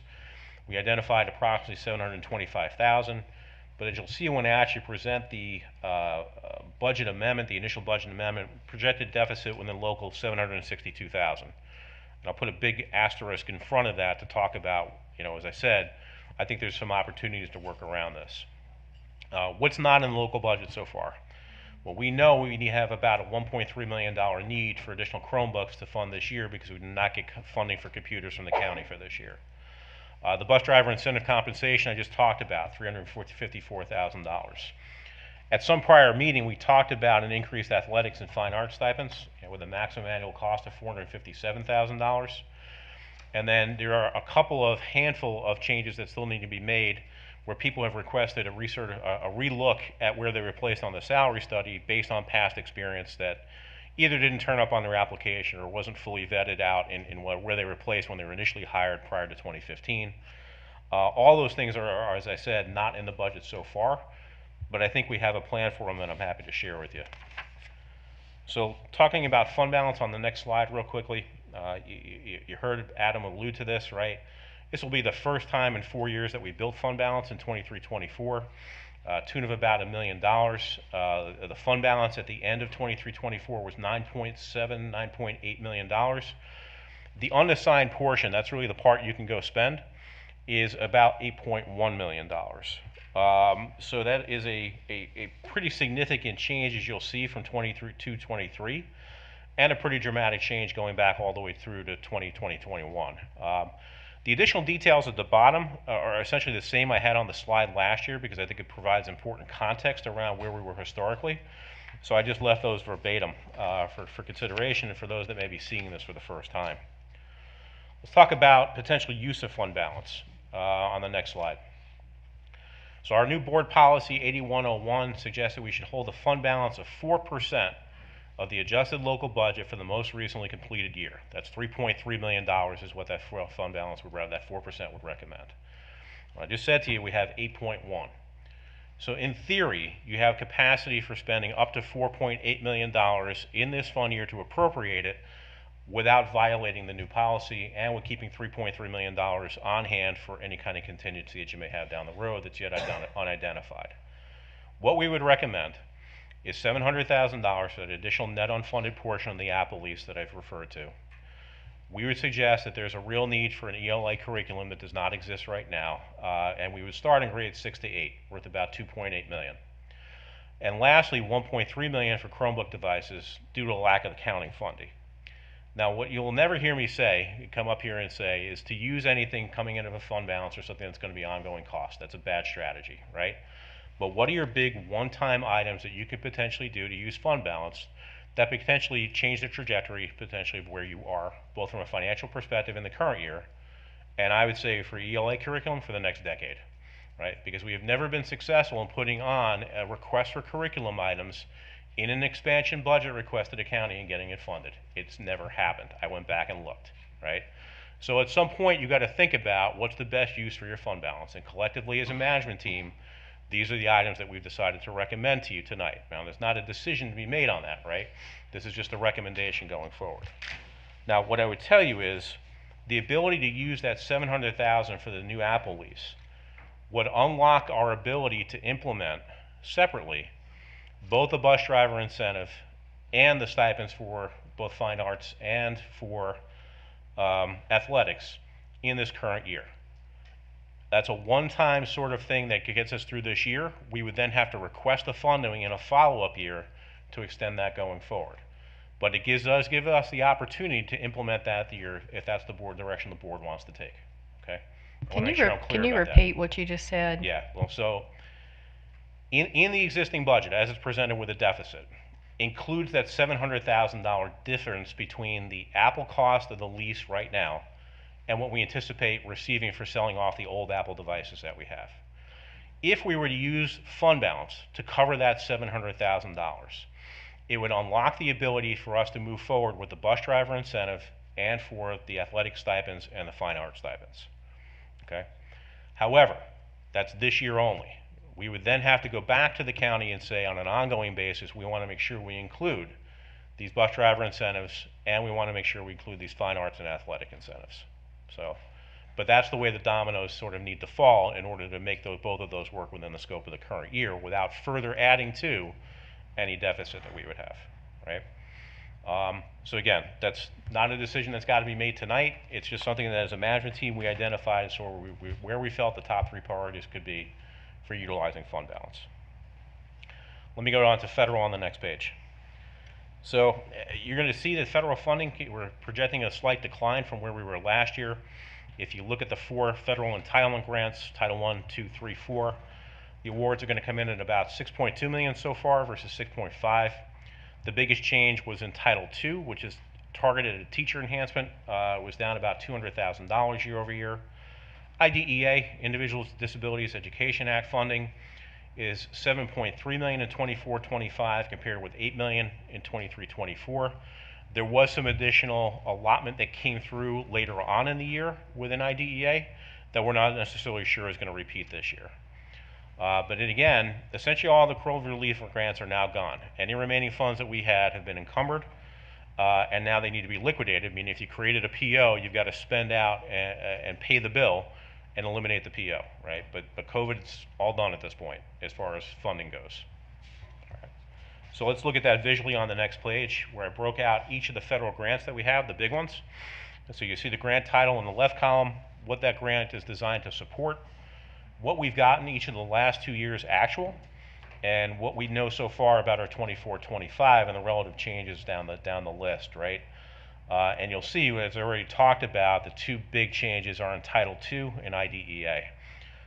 So about $13.5 million in federal funding for Cabarrus County schools. It does not equate to a lot on a per student basis, but these are the biggest pieces that we have with respect to federal. All right, and the constant reminder at the bottom is that you can't supplant anything that's locally funded by using federal dollars, right? That's a big issue that you cannot do with federal. In other words, if we had to budget it in state, we can't just suddenly decide, well, I'm going to move that $500,000 in expense over to federal. You can't do it that way. Federal dollars are always designed to be supplemental to, not supplanting of your existing budget. Okay. Next slide. Capital outlay, that's delayed at this point in terms of spending because of the LGC issues that are ongoing right now, except for emergencies, and we've been working with the county when it have seen identified emergencies that needed some immediate attention. But essentially all the other projects are continuing to be on hold right now until that's resolved. School nutrition, we just went over in some detail. There's a very large fund balance. It's going to trigger a spending plan going forward. Kids Plus, they're sitting on a fund balance of about $1.9 million. So they're in very good shape financially. Special revenue, that's Fund 8, right? You see when we talk about local, we often refer to Fund 2 and Fund 8. Adam did that as part of his audit presentation. So we had a higher than expected unrestricted Medicaid come through in 23-24. We're going to utilize some of that in 24-25. We do anticipate that the state is now catching up on all of the past due amounts that they owe us, 3 of which have already come in so far this year, which is great news. Initially, when I built the budget, I was anticipating interest income of $360,000. I've raised that to $450,000. Not so much because of the interest rate environment that we're in, which I do expect to tick down, but because cash balances are higher than I anticipated them being when I put this budget together initially several months ago. On to the next one. All right, so to emphasize this, we're in much better shape now than where we were a year ago, right? I think vacancies will come into play as an offset to some of the deficit that we have, in addition to everything that I just talked about in terms of potentially unlocking some things using the fund balance. But the outcome of the state funding is still critical, right? We need that $95 million in ADM growth to be adopted by the legislature and fully approved. So, you know, there are elements of that bill we don't like, I understand that. But there's critical funding in there for Cabarrus County that we need to make sure gets adopted. And so I'm hopeful that on this coming Wednesday, that's what we'll see in terms of a veto vote. I know there will also be working on an aid package related to the hurricane, but I'm hopeful that there's room for both within this next legislative session. So in summary, we've got on the next slide, we've got a small deficit to close in local. We do expect more state funding, but we can't quantify it at this point. So I do anticipate there will be a large number of budget adjustments that we have to do in November once all this stuff starts to drop in and we become more aware with some certainty about what the state's going to give us. And I would say if we are going to make decisions on fund balance, we probably should make them before the end of the calendar year, right? To give us some visibility onto how the rest of the year is going to play out. That's not to say we're pressuring the board in any way to make that decision, but I just think in terms of fiscally being responsible and managing the district's overall finances, it would be good to know decisions prior to the end of the calendar year. That's a lot, so I'll be happy to take questions on what I just presented. Board members, do you have questions? Ms. Escobar? So I just want to say thank you for at least giving us some sort of solution possibly for the 2 proposed plans. I just would also like to say that the hope with the fine arts and athletic is that it is ongoing and that it is not a one-time bonus. But I think for to just set up expectations, we should be calling it a one-time bonus for both the bus drivers and for the, just because I don't think we can guarantee anything after this. And since we don't determine how much money we actually get, we got to rely on others. I think we should call it a one-time bonus for now. And that would be nice to give. We don't know for sure if we're going to be able to do that. The other question that I had, which is going to be a hard question for you to answer because you don't have history here, but and maybe Dr. Kempicki can help you out, but if this vote, and we're putting a lot on this vote in November, they're not known to care about dates. So they're not, and I say they, the General Assembly, doesn't seem to care that we're trying to function and do business on a day-to-day basis. So if in November that doesn't happen, like how do we stay afloat? Like the reality is that we're not going to get, like we're not getting the funding that we need right now. So 2 things. It's October 9th is when the legislature is back in session, so that's 2 days from now. So we'll have a better idea of whether or not they move forward on that. And it's overall, it's about 1% of our total state funding, right? It's a differential. So we've already known that we've got the $251.1 million. That's already been dropped to us. It's the incremental piece that we're looking for right now that remains the big unknown. Ms. Lindsay? So yes, definitely a lot to unpack here. So just to kind of confirm a couple of things that I want to make sure I'm understanding. So the ADM that projected for student enrollment is about 400 short. Correct. Okay. Do we have any type of analysis as to why it's short? At this point, no. I mean, I think we have some theories, but nothing that's necessarily proven. Okay. Yeah. I think short's a tough number to say. When you look at the numbers overall, depending on what your divisor is, you're somewhere between 1.2% and 1.42% of the actual projection. So when I look at the projection of what we thought and what we ended up with, to be that tight and that close is phenomenal. I'd be more concerned if we were off by like 3, 4, or 5% in terms of projection. That would really cause us great consternation. But to be as close as we are, I think is a credit to the good work that Francis Lane does. No, I'm not I know you're denying not. it. I'm just Yeah. saying, like, so the why. I think the why. I mean, I could hypothesize a lot of things, but I don't like, we don't live in the hypothetical. I think the reality is, that's just a flat out number they have right now. I do anticipate, based on some of the other factors that I talked about last week at the LGC, and we all live here. We all see what's going on in terms of what's being built. I mean, for an example I could use is I was out at Aldell Elementary and Primary last week, and the amount of building taking place out there is incredible. So that's just one example. I cannot recall the numbers off the top of my head. I want to say 5. Actually, I do. I have it right here. There's roughly, what, 5,300 units being built right now under construction that are playing out in our county. So when you look at those enrollment trends, to be as tight and close as we are, give me a second, I'll tell you exactly what it is. I'll tell you what, I don't hold the meeting up. You continue the meeting, I'll come back with that number in a minute. Okay, so. But I think there's a lot of factors playing. But again, to Yeah. be that tight to what we projected and where we are is really good. Okay, and I appreciate that. Yep, of course. I just wanted to kind of understand and gauge if we had any idea as to what. So the Opportunity Scholarship that was vetoed has money in it that we're desperately waiting for. The same bill. Same bill Yep. that we need to approve to get this money for the school system. Correct. Okay. And from what I'm understanding, projected deficit, you said 762,000. Correct. And if we use the fund balance, and just help me recall, when we had talked about using fund balance before, we were going to use it for deferred maintenance. That is one possibility. Okay. So with what we decided back then to use whatever surplus that we had in deferred maintenance for a certain percentage for deferred maintenance, is this going to affect that in any way if we decided to use this for these other things? No, I think we're in good shape in terms of the number of deferred maintenance projects that were included as part of the 24-25 budget that are awaiting finalized funding right now.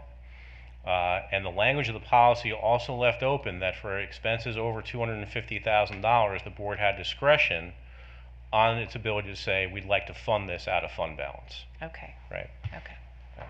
Thank you. You're welcome. Mr. Walter?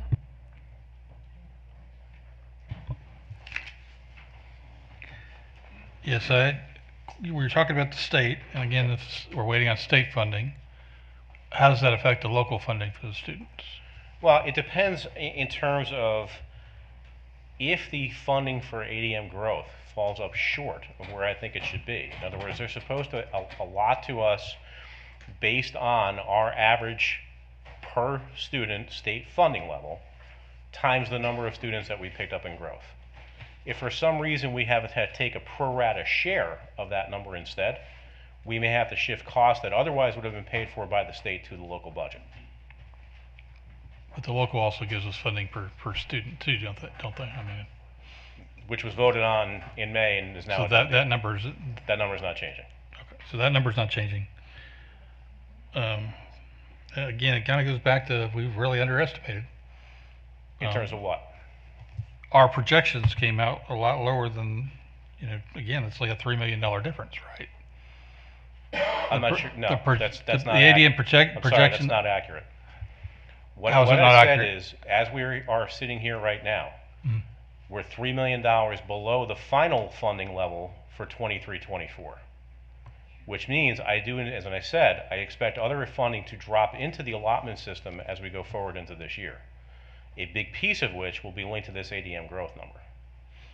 If the bill passes. If the bill doesn't pass or doesn't get overridden. What DPI has said is if for some reason the bill doesn't pass, they will try to figure it out. Now, what that translates to you and me, I don't know. But The reality is, we were under the impression that we were going to have funding for ADM growth based on what was on the state legislature approved bill that they never then funded until recently. Are they going to change that, or that's going forward? They're not going to give us money for growth going forward, or is that? Well, the language of the bill says, and going forward, right? The amount that they include in that bill could change from year to year. But as for 24-25, that amount statewide, the statewide appropriation is $95 million. Okay, but then it also includes the opportunity scholarship money.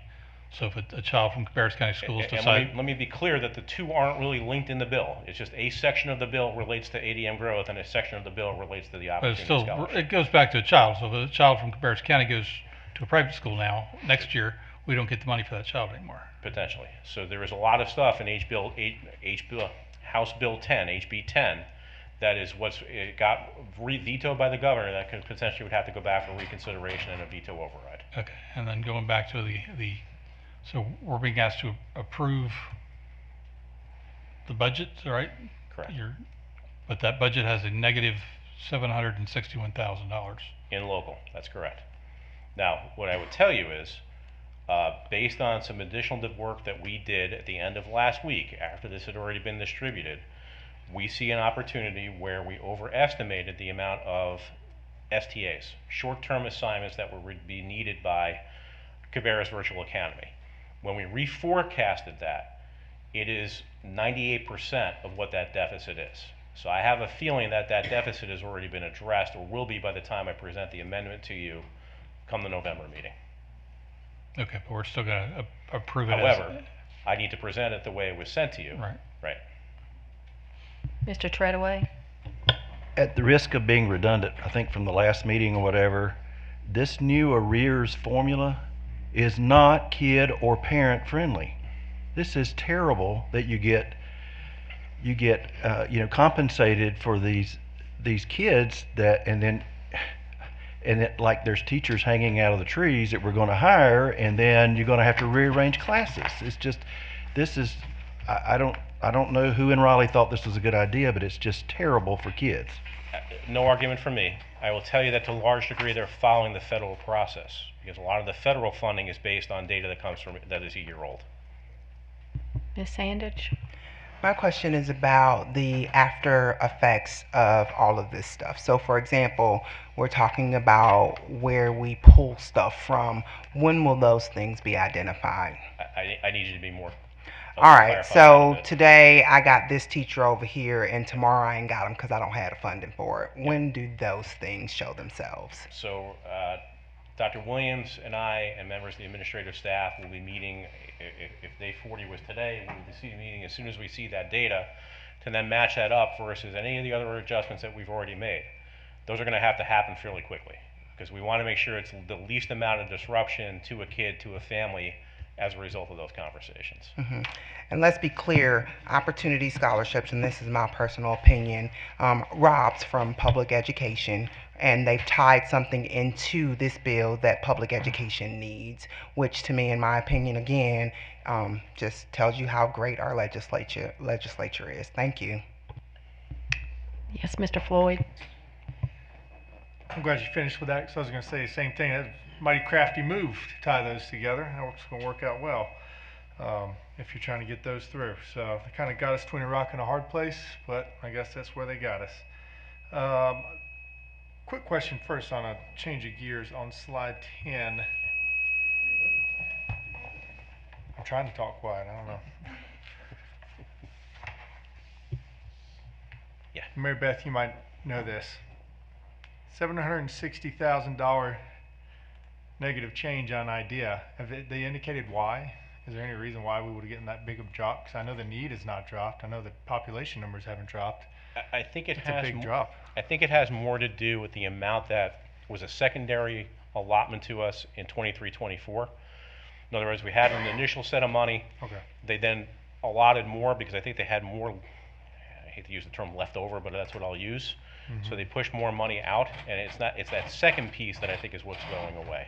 Mm-hmm. If you looked at the core number between the two, they're actually a lot closer. Got it. Okay, that makes sense. I just want to make sure I asked that question. Yeah. On the bus bonus, the bus driver bonus, and the coaches' stipends and performance directors' stipends. I just want to share my personal opinion. I know I have before, but we have to be able to do that, whether it be we do it as a one-time and commit to it being a priority item to request next year on the budget, not just request it, but make it a priority item.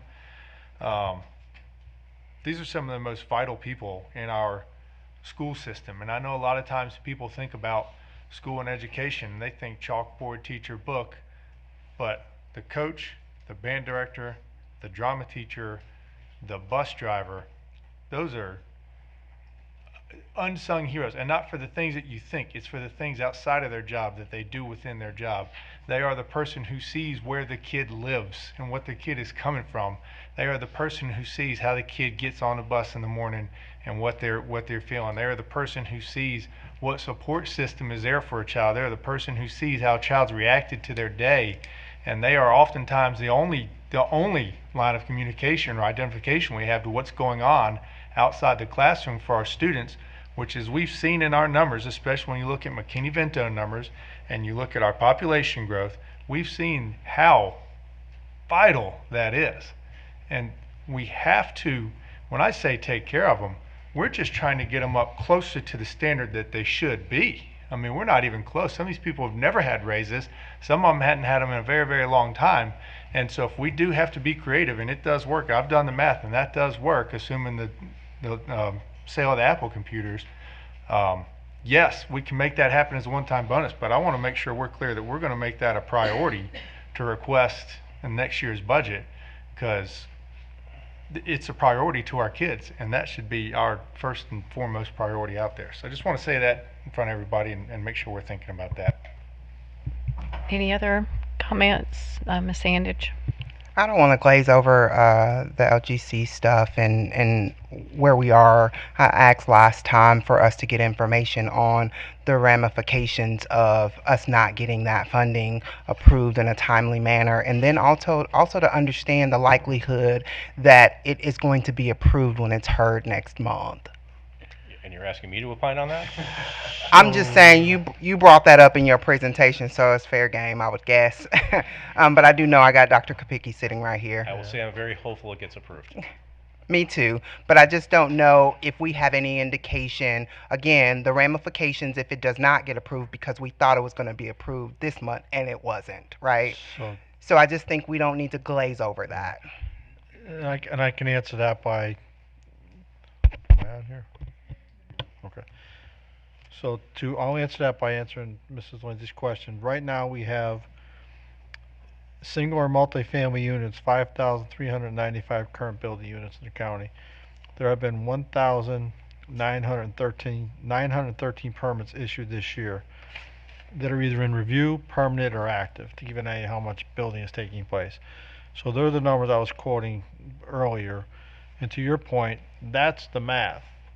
And that's the projections. Now, I know, again, we're tight with that 1.2%, 1.42% projection. That's how close we are to what we actually projected. Growth is happening. Growth is going to keep happening. If we don't get schools built,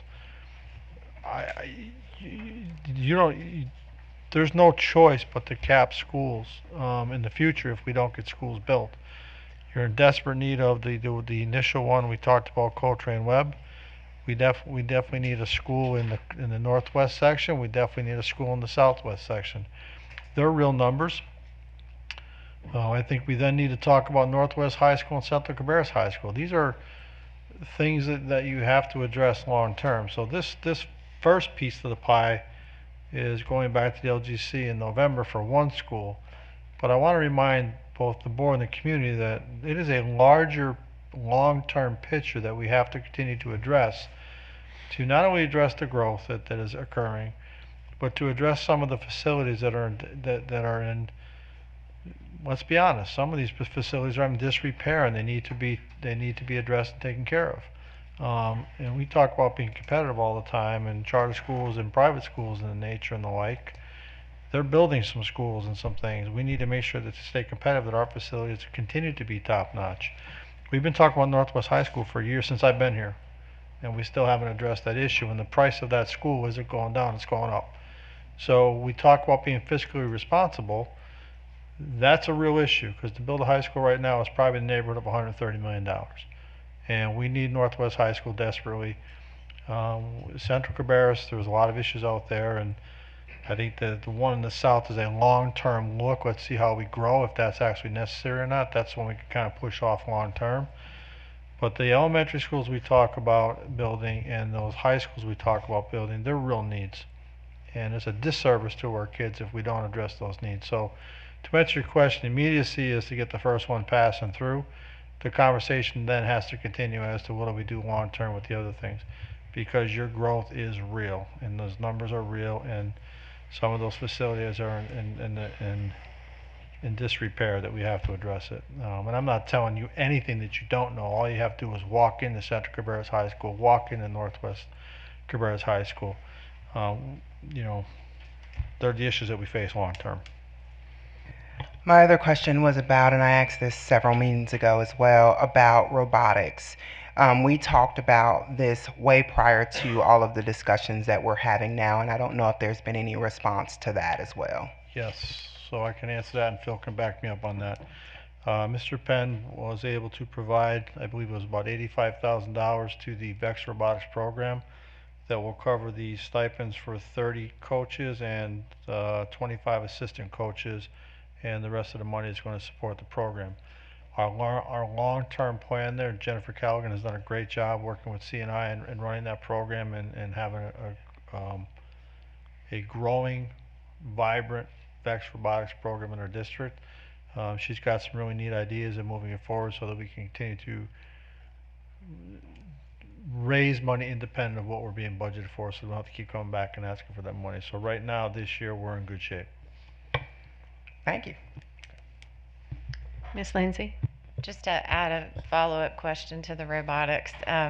So as far as the coaching funds that the robotics will have, is it in the same vein as what coaches in other sporting events get? Like what is their stipend versus?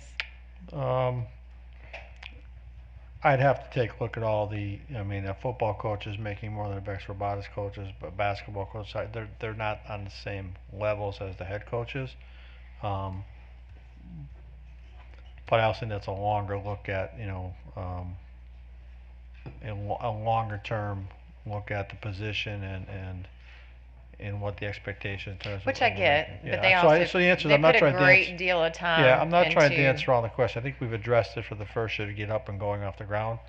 I think some of the things we've been talking about, I could certainly use some of that funding opportunity. So we've talked about some funding, different ways to raise some funding in the district. I could use some of those funding opportunities if they were to come to fruition to offset some of those costs, which is what I'd like to do long term. I think the initial investment this year is a good start. I don't think it's where it should stay or where it should end long term. I think it should be more. And I think we need to do all we can to do that. But we have to be innovative and creative as to how we raise money in the district, because we can't keep counting on local, we can't keep counting on state. We have to continue to be as innovative and creative as we can to raise funds for our school system. Agreed. And to add on to that, Ms. Reeves and I actually had a conversation this morning about making sure that we're developing more than 1 year's worth of budget for VEX. You know, that is a program that's got long-term sustainability. And so if we're in a mode where we're slowly moving toward a self-sustaining program, what does that need to look like going forward? So. Okay, is there any other questions? We have this on our agenda as a consent, to go on consent. Does that need to be an action item? It really should be an action item, and Okay. it's the next exhibit that becomes the action item. It's the actual formal resolution of the budget to adopt. Okay. So if we can actually go to the next document, if there's no more questions on the presentation, we can do that. But this next piece will be relatively quick. So you're all familiar with this format. We've been using it for a bit. So this first exhibit compares our revenues and expenses for the 24-25 years, as it says at the top. You'll see about a third of the way down the page under the local current expense, Fund 2, that's $762,000 I referred to earlier, right? All the other funds are in balance, and with a total projected budget right now of $468 million across all the different funding sources. Last year we were at $520 million. It's because there's other pieces that haven't dropped in yet, as I mentioned. A big piece of it is the capital outlay will look smaller this year because of the timing of certain things. But this is the piece that everything else right now is balanced except for this one $762,000 piece that, based on some additional work that my team and I did at the end of last week, I think I can fix, right?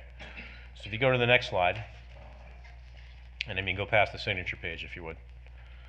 So now what this one does, this exhibit compares sort of where we were on expenditures fiscal 25 versus fiscal 24, and the net change between the two at the bottom, right? And you'll see that big change in the capital outlay fund that I just mentioned driving most of that year-over-year drop, right?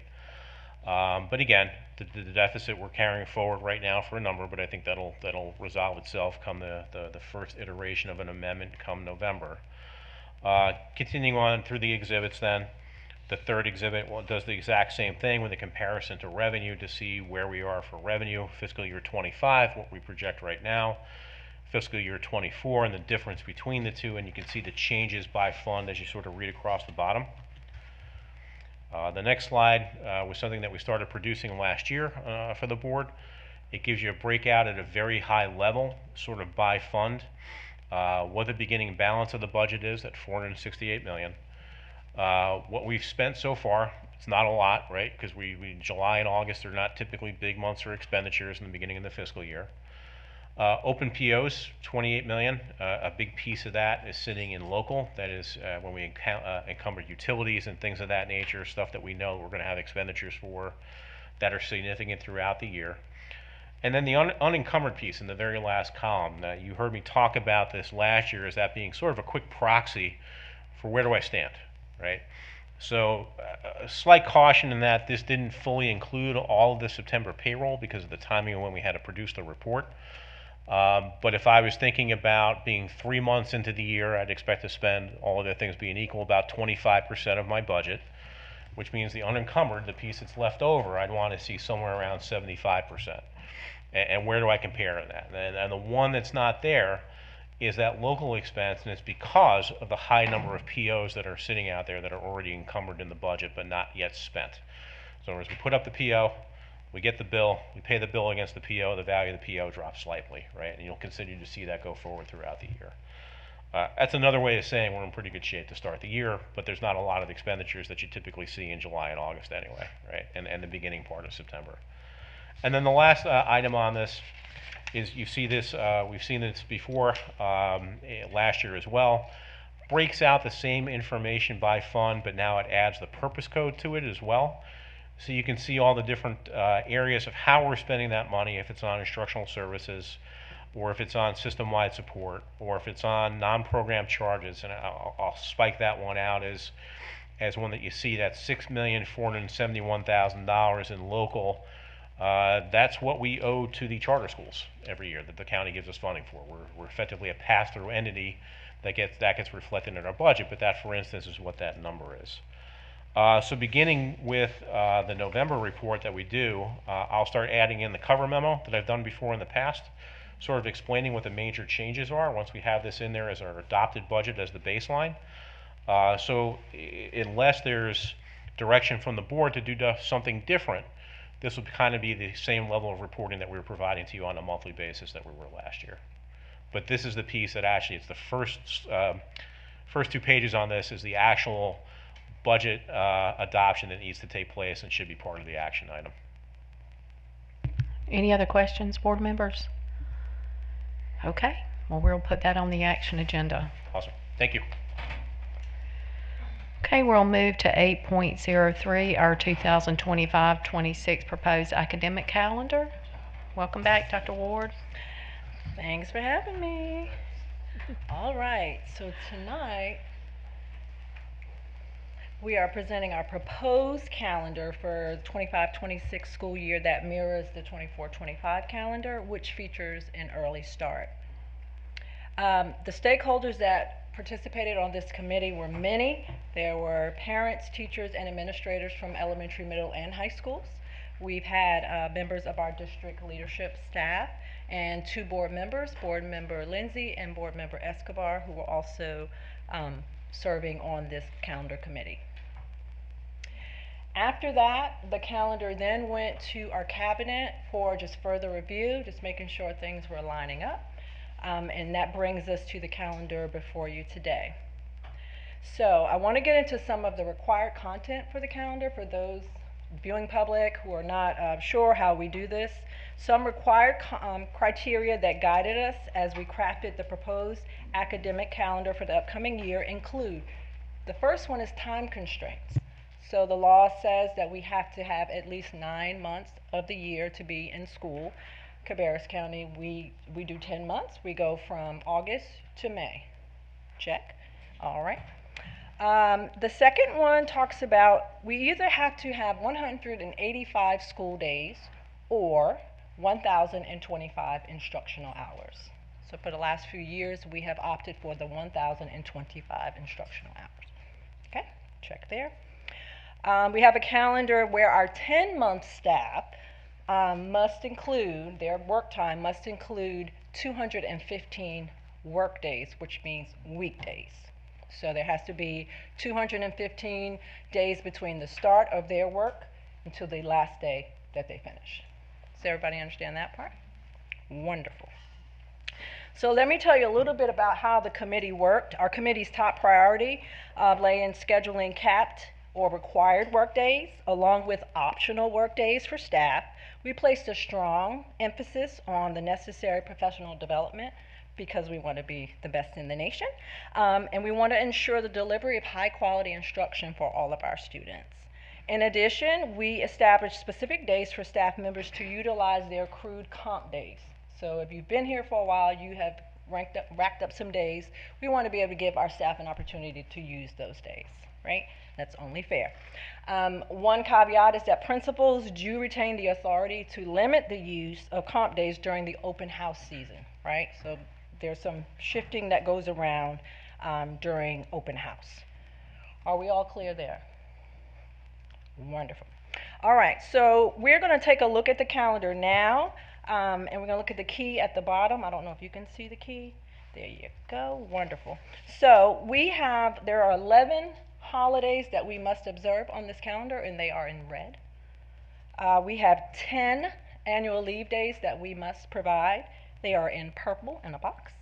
We have 9 capped work days or required. We have 8 uncapped work day where teachers are allowed to take off. The yellow circle denotes the first and last day of school. And the orange circle, first and last day for staff, excuse me, and then the orange circle denotes the first and last day for students. We do have a slash mark there that indicates the end of the quarter and an early release day. And then we also have 2 proposed early release days for professional development. Everybody's clear? Wonderful. All right, so if we start looking at the calendar, you'll see on August 1st is the first day for staff. We count 215 days. That'll take us down to May 28th. Everybody clear with that? 215 work days. Very good. Wonderful. The teacher's coming out. Okay. There are 87 days. Here are some days to consider, some points to consider in the traditional calendar. There are 87 days in semester 1 and 89 days in semester 2.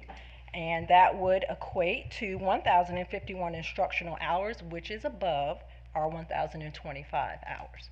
And I'll explain in just a minute how we get from the days to the hours because I see some confusion. All right, you will also notice that we have recommended early release day at the end of each of our quarters. We need to allow teachers time to grade papers, get schedules ready, and to prepare for the new quarter. Are we all there? Great. All right, we are also recommending 2 half days near the beginning of the school, September 10. In purple, you'll see that first purple dot, and another one in the second semester on February 4th for teachers to participate in professional development. March 3rd in 2026 is a primary voting day. It is capped. We've had a conversation. We've we have this conversation a lot, supervisors, principals will be instructed, as always, that to allow staff members time to vote and or permission to work at the polls or do whatever they need to do on those days. We've had very few requests, but we do instruct them to do that. All right, this calendar allows student exams before winter break and the last day of school and graduation before Memorial Day. Okay, and then one of the main reasons why we went to the early start is to allow students to take their exams prior to going out for winter break. This past year, we did see a slight increase of 4.5% in our pass rates, our proficiency rates of exams taken in December. Causation, I don't know, but we're going to go for it, as compared to 2 years ago with the regular calendar. There's a little, no bump in the spring, but yay for December. That's great. Any questions? So I'll answer the question on how do we get from days to hours. In just a moment. I have a lot of stuff going on.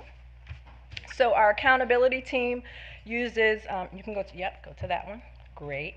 Uses PowerSchool to determine the minimum daily number of hours that students in our schools are guaranteed to receive to comply with state calendar law. The team examines the daily calendar set in PowerSchool for each school, and the result was that all schools can guarantee at least 6.08 hours of instruction each day. Okay, so that's why we go by 6.08. It's the minimum. Okay, which is then determined, which is then used to determine the number of instructional hours for the school year. Keeping in mind that some schools offer slightly a few minutes more than 6.08, but most elementary schools are right within just a few minutes. Most middle schools are within a few minutes of each other, and most high schools are also within a few minutes of each other. So I'll now explain how we went from hours to days, days to hours. All right, so if you see on your screen right now, it tells you how many days that the buses ran, cafeteria open, schools were in session for each month. There were 176 total days that buses ran, cafeterias open, teachers were teaching. Okay. 170 of those days were full days from start to finish. 6 of those days were half days. 6 halves, 3 wholes. 170 plus 3, 173 days. Times 6.08 will give us 1,051.84 hours. Questions? Ms. Sandage? I just wanted to see if our teacher liaison, teacher of the year, had any thoughts on the schedule. So, I'm speaking on behalf of my high school colleagues, but I can tell you that a huge priority of getting your exams done before the winter break is a very big and loved perk. I think it's better for students.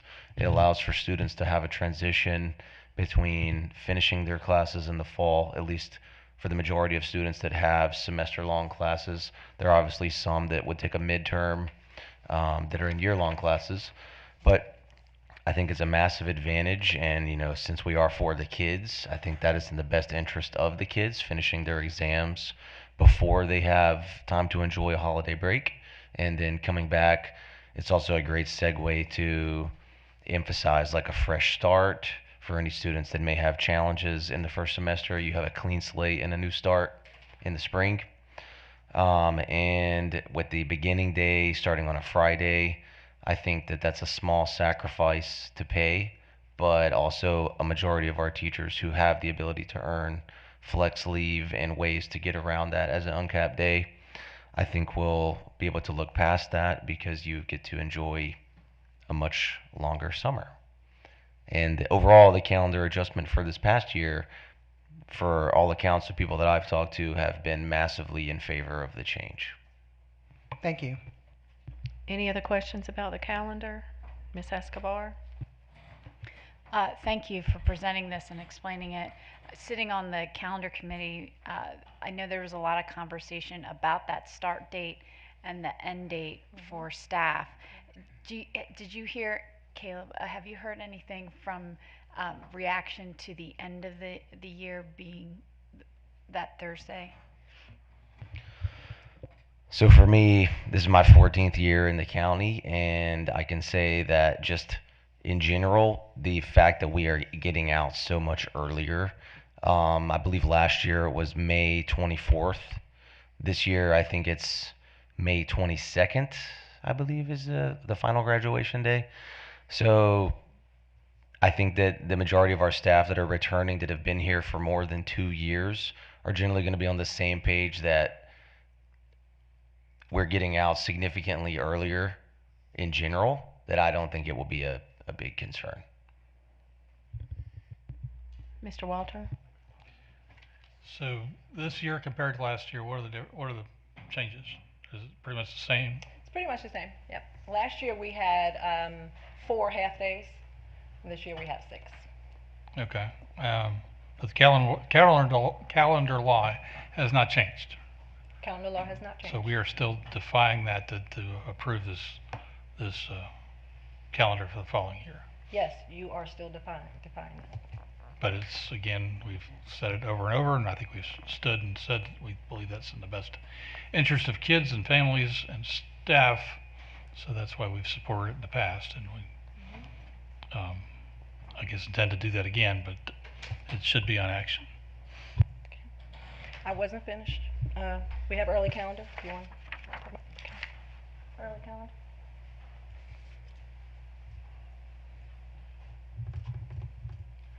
All right. So our 3 early college principals collaborated to create and recommend this calendar that best suits the needs of their students. For those who are unaware, our early colleges are affiliated with Rowan Cabarrus Community College and the Cabarrus College of Health Sciences, and we run on their schedule, not ours. So you're going to see some different things, but that was part of our memorandum of understanding. We run on those days. There are 85 days in semester 1, 84, semester 2, with a grand total of 1,090 hours, and that is because the day for the early colleges amounts to about 6.45 hours because they're going with the college, and they're longer days because we are affiliated with the college. Okay. Spring break for our early colleges does align with the traditional calendar, which is wonderful for students and families, and so we're pretty excited about that. You have any questions? You were on the committee. You're good? Any questions about this calendar, board members? Doesn't sound like it. All right. So we'll put these on action for our next meeting. Fabulous.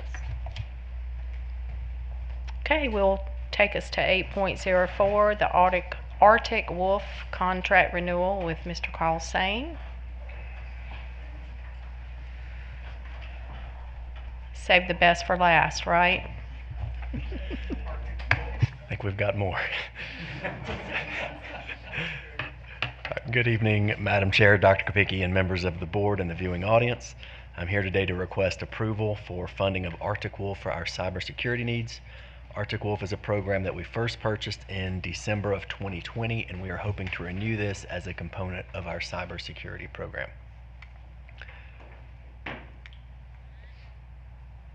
Cabarrus County Schools implements a 7-layer system for cybersecurity. Arctic Wolf is a security measure that is integral to 5 of these 7 layers in protecting our network and the student, staff, and organizational information contained within. This presentation provides some background on the various layers of our security system, how Arctic Wolf factors in, and the purchase request to renew Arctic Wolf for 2025, which of course requires your approval. I want to start off by drawing a metaphor for threats in a cybersecurity environment. So the Swiss cheese model of security argues that no security system is going to be completely fail-safe. Like a slice of Swiss cheese, there are expected to be holes in any one layer of security. Because of that, the goal is to overlay multiple layers of protection so that any holes in one layer of security are covered up by other layers in that security system. One example of this Swiss cheese model is to consider the banking app on your mobile phone when you're at your house. So this is not covered by a single security measure. Instead, you have multiple layers to protect this information on your phone, from the house key just to get into the doors, to the screen lock password to get into your phone, to the banking fraud protection. This is a simple example to illustrate that there's various holes in one system, for instance, if you lost your house keys, are hopefully covered up by subsequent layers like having a banking app password. This next page details some of the security measures that we have in place across these 7 layers of cybersecurity. I'd like to highlight that Arctic Wolf is a comprehensive solution that factors into 5 of these 7 layers. Mr. Lacey, if you could hit the next slide. There you go. Thank you. So we have 7 layers of cybersecurity. You can see this references all the way from the human layer of security, the perimeter layer, our network security, our endpoint security. We have several pieces of application security, data security, and mission critical assets. On the next slide, I've highlighted where Arctic Wolf falls into 5 of those different categories. This is one of the most important and integral measures of cybersecurity that we have. And then finally, I would like you to consider the multitude of data points that are housed within our current systems. This includes school data, student data, employee and staff data. We have personal information that needs to be protected according to FERPA legislation. We have we have student health records that are covered by HIPAA law. And then of course we have financial information on over 4,000 employees that must be protected. Consider that this security measure would represent 24/7 around-the-clock monitoring of our networks. Of course, we do not have employees that work 24/7 on the weekends and at nights. So this would cover all of those extraneous hours when we are would otherwise be vulnerable to attack. The final slide in the presentation displays the cost. We had budgeted $266,000 in our approved budget for this school year. This quote comes in at $265,915. This represents a 7.8% increase over last year's renewal cost. Any questions? Mr. Walter? So what do they tell you about why a 7.8% increase? What To be honest, that is the quote that we received from the company. is it based on devices? Is it based on what time? What is it based on? It's a year-over-year increase. So the same, just we're gonna up at 7.9. That's right. What are the other options? So you went out to bid for this, or you just asked for a quote? We were not required to look for a bid. Part of this is because it's a renewal from year over year. So you can imagine there would be quite a bit of infrastructure needed to change an entire cybersecurity process from one year to the next. According to board policy 6430.E.7, there are some exceptions to the formal bid process requirements. One of those is specifically around information technology goods and services. Similarly, we have I think I've left this off my notes, so I apologize. In the past, the reason this was not originally up for bid back in 2020 was for 3 reasons. For one, this offers a concierge service that other vendors do not offer. That includes the 24/7 protection. They also automatically update our software and our hardware at no cost to us. And then at the time of purchase, we were purchasing this at the same time that the county had done the 3-bid process. So we were not required to do a 3-bid process. The county using them too? That's right. Okay. And I guess the other one question, what are we paying for? This is just a portion of the cybersecurity. So what is our cybersecurity annual cost? I could find that out and get that back to you. The 2 previous slides showed some of the different measures. Keep in mind that some of these measures include things like our Active Directory, multi-factor authentication through Duo, our firewall through Palo Alto. So some of those have there's a cost. Yeah, there's a cost to each one of those. That's right. Keep in mind some of these also have to do with our physical security, like a data closet that holds the actual some of the APs and actual devices that hold the networks. So some of this would be difficult to add up. I could add up the software components. And then we also have cybersecurity insurance. Do we have a policy for that? Yes. Yes. Okay. Thank you. Ms. Sandage? I'm guessing the protection from this agency has been good. We haven't had any breaches or any concerns that have arose in the time frame that we've used them. So they give us a report every month. For perspective, our high water mark recently was that we had 278,497 risks for a single month. I'm sorry, for a single week in early August. That was when all the students came back to school. You can imagine we're supplying 40,000 devices to students and staff. If each device has a couple of threats, it's going to add up very quickly. Right now, we were able to use that data to resolve 265,000 of those risks. So right now we're at 13,000 risks. This gives our small team some really relevant, pertinent information on what to attack on a timely basis. They also provide proactive monitoring. So not only do they monitor every single device where they can shut down a single device in a moment's notice, they also send us patches and regular updates that we need to be running to keep our data secure. And I'm just going to guess the cost savings that was on the page that you didn't really go into is probably what we could be spending if breaches occur. So we get fined for breaches, correct? We would get fined. We could also be held ransom for some of this data. We've had nearby institutions be held ransom for millions of dollars of breaches.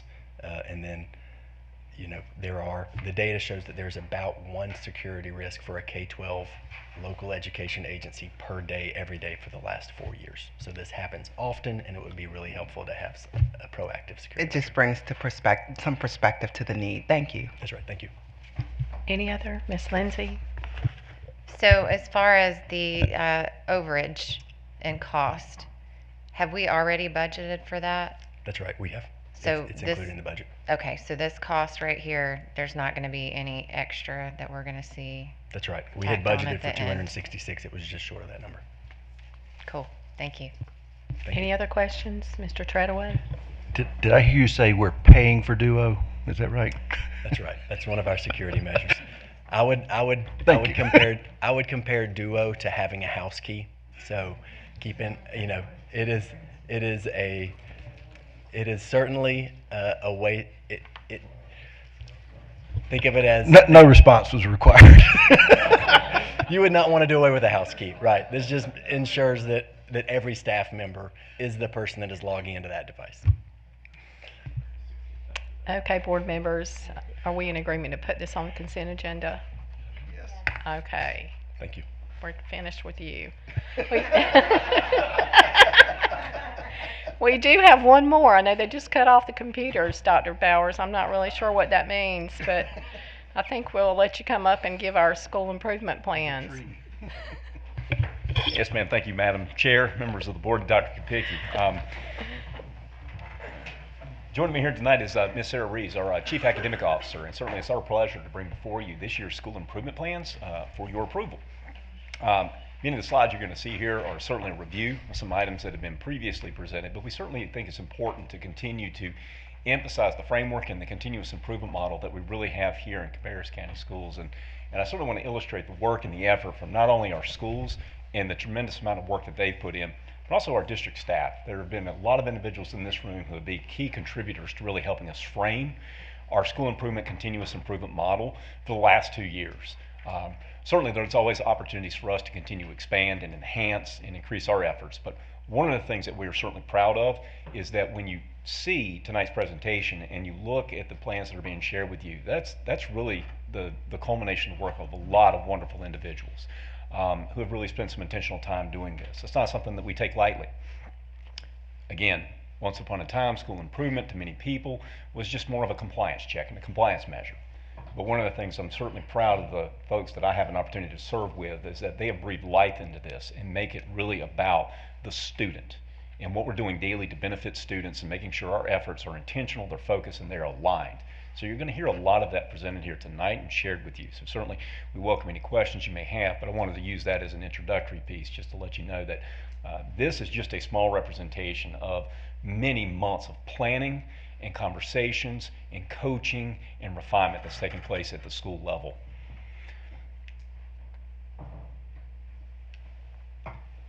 So again, you can see an overview of tonight's presentation. It's really to review our continuous improvement model.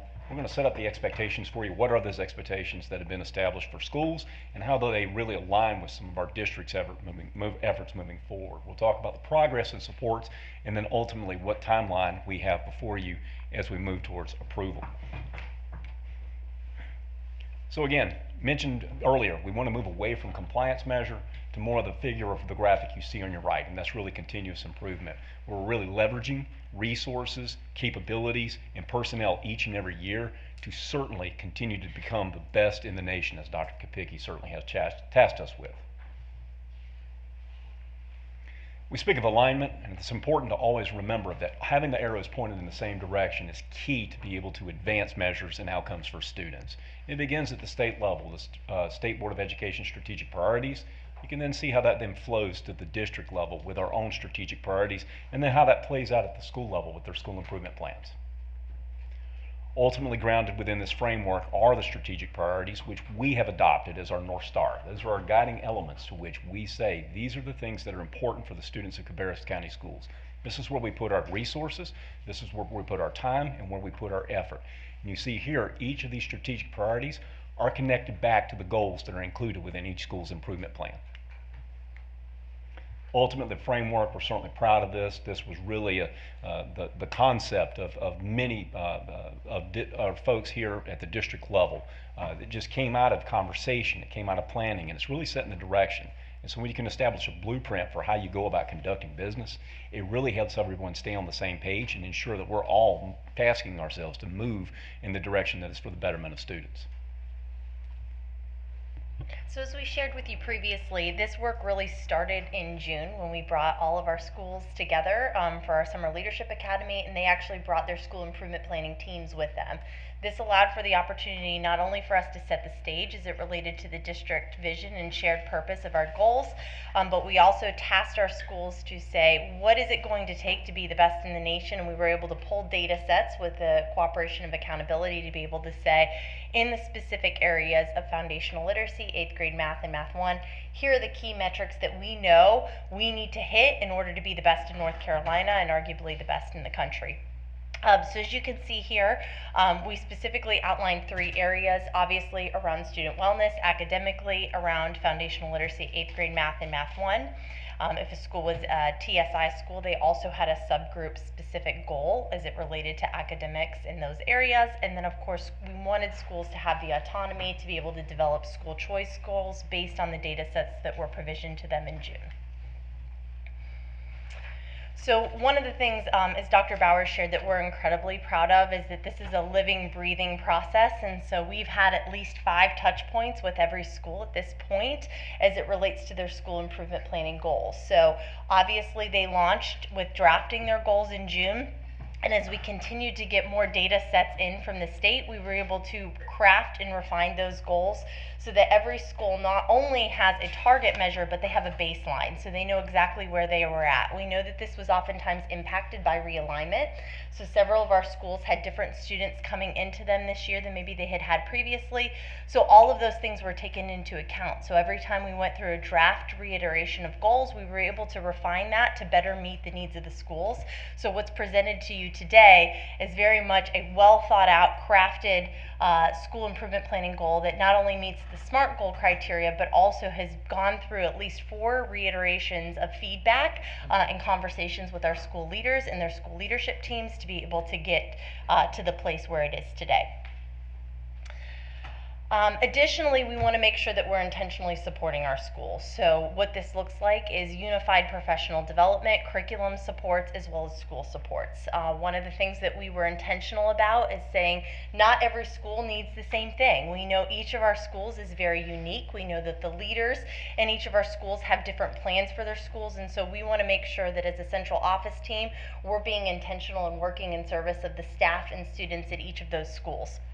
And so as a result of that, we've really bucketed our support into 3 primary focus areas. And so this has really drafted all of the work that is coming out of the way that we are deploying support from the individuals at the central office to be able to better support schools in their school improvement planning goals. So as opposed to us coming in and saying, here's what we're going to do. We're actually having conversations and saying with the schools, based on your action plans and your school improvement plan goals, how can we best serve you and equipping you with the skill sets, resources, professional development, and curriculum that is going to help you achieve where you want to be in May. So for your convenience, we've actually included some resources that we thought would certainly be of service. Again, please understand that we've tried to connect this just to help better explain the school improvement plan process, what is statutorily required, what is required by board policy as well.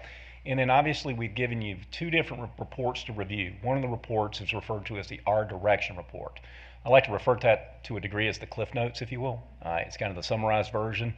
It gives you a one-page snapshot of really, or a two-page snapshot of what those schools' efforts are going to be for the upcoming year. What are those goals? What are those intended outcomes? And what best practices they're going to leverage in order to achieve those outcomes. Then we've also given for you an archived report of the comprehensive report. That, again, as the name suggests, is comprehensive, and it has, in most cases, every tracking mechanism or every action that's taken place within NC STAR within that particular school's history. So you're seeing more of a in-depth review over activity that has taken place across a multitude of years. Timeline, once again, just to again bring that back to the forefront as to when this began, where we are, and certainly the ask of us to you moving forward, and that would be for the approval of this year's plans. So I'll pause there and certainly field any questions or any entertaining questions you may have. Mr. Walter.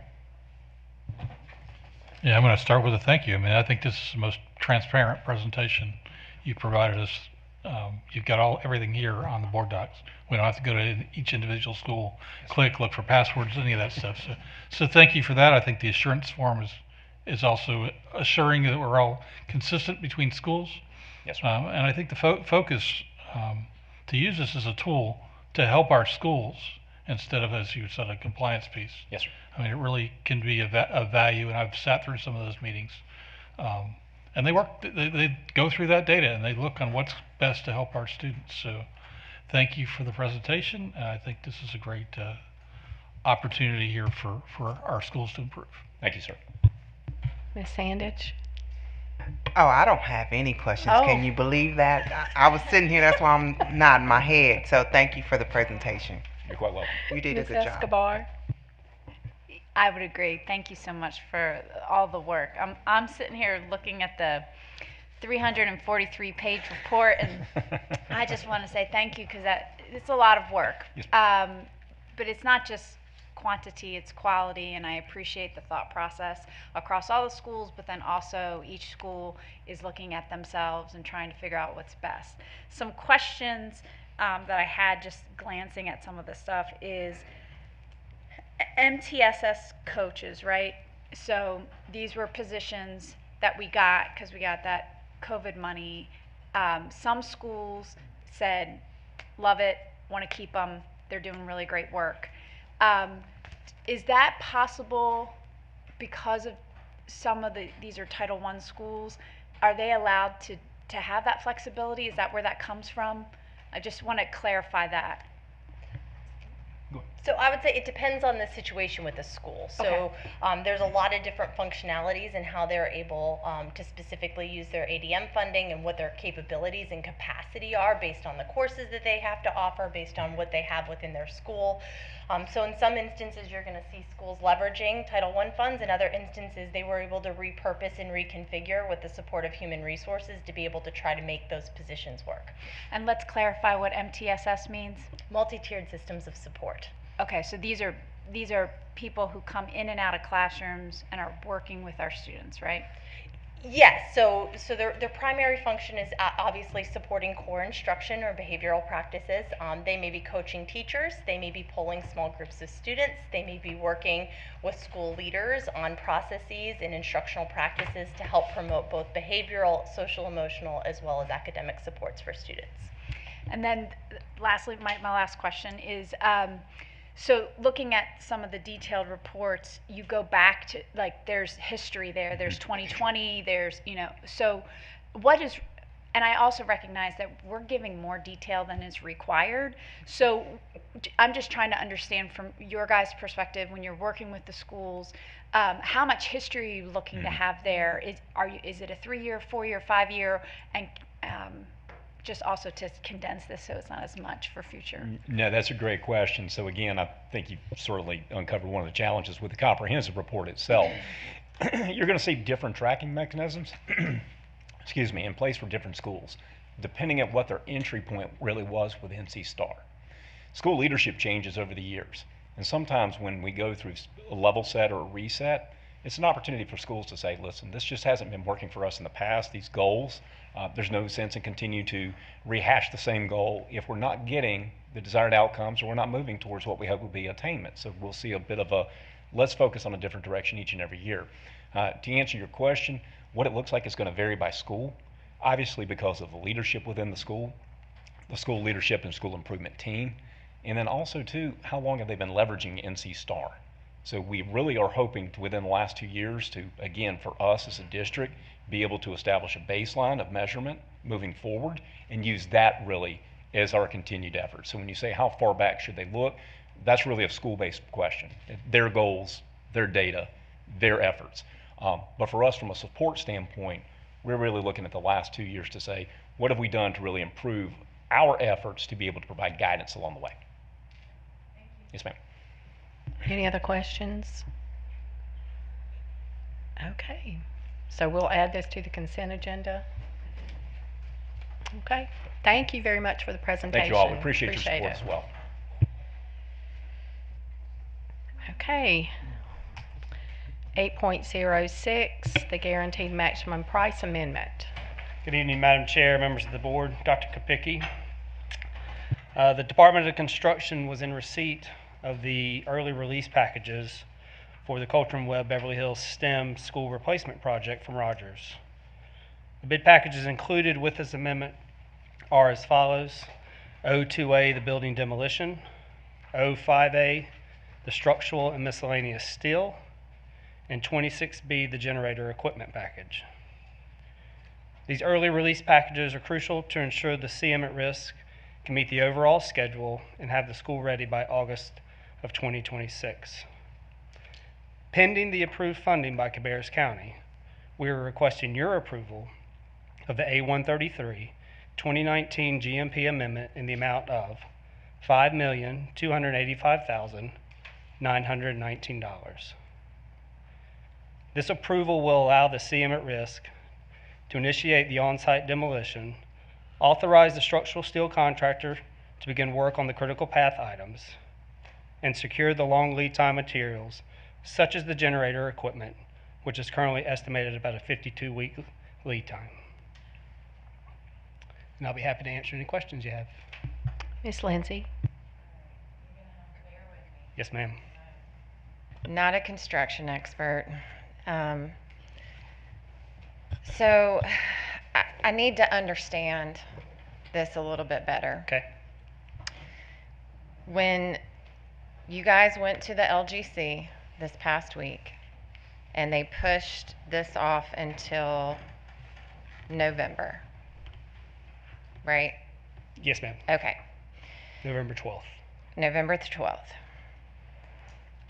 When you go back November the 12th, based on what I looked at in these graphs that are in here, we are not going to be completed with the building permit, which is 12 weeks from 10/22, and then 24 weeks to get NCI approval, which would put us in January. Correct. Okay. So when we go back to them in November, are they expecting for us to then have all of this finalized GMP and building permit for them to be able to approve this? I don't know that I can really say what they're expecting. We have conversations internally as to what we're providing them documentation-wise, and we're in the process of setting up additional meetings with the LGC staff to hear from them exactly what they need, what documentation they need, and for us to be able to explain to them what we're providing them, are approved contracting methods based on what they have asked for. So, okay. So on the things that I've seen regarding the LGC, they typically provide, or they typically require, when you are doing funding, for those things to be completed. If you don't mind, please. They've never required us to have a GMP price contract in place prior to providing funding. Fair. That is a completely different process right. than we have entertained over the last 7.5 years since I've been here. Right, and I completely understand that. So what I want to understand, though, is that things have changed, and that seems to be what they are requiring of us now, even though it's not what we've done in the past, which I completely understand that, but it seems to be what they are requiring of us now. And so what I'm trying to understand is, coming to us today for $5.3 million. And so to clarify, this is not going to be an executed contract until that funding is in place. What you're presenting, or what I'm presenting, is your approval of this contract when that funding is approved. So I'm not going to be executing any contracts until the county has procured the funding for the project. Understand, but in the meantime, you're asking us to approve $5.3 million to go ahead and demo the building, and then we won't start that process, no. Okay, so the 5.3, you're wanting to order the steel? Because of the timing, because the LGC meeting falls on the same date as your board meeting in November, and you only have one meeting, if we were to wait until November to present this, that would push these approvals then into December, which then we begin to start jeopardizing the overall schedule. So that's why we're asking for these approvals now, so that come November 12th, when that funding gets approved, we will be able to execute these contracts immediately thereafter and start with the process that has been presented. However, we're not sure that they are going to get approved. We certainly are not. So, and then from my understanding, in December, we'll be coming back for another $6 million. Possibly, yes, ma'am. Okay. So what I'm trying to understand is that, and this is back to Ms. Sandage's questions previously, as well as Rob, even though we've never done it this way before, which I understand, and regardless, what I'm trying to figure out is where did that lapse come from in communication? That's not a question for me to answer, because that's not my process to manage. I was only asked to do what we normally do, and then all of a sudden, I was asked to do something different.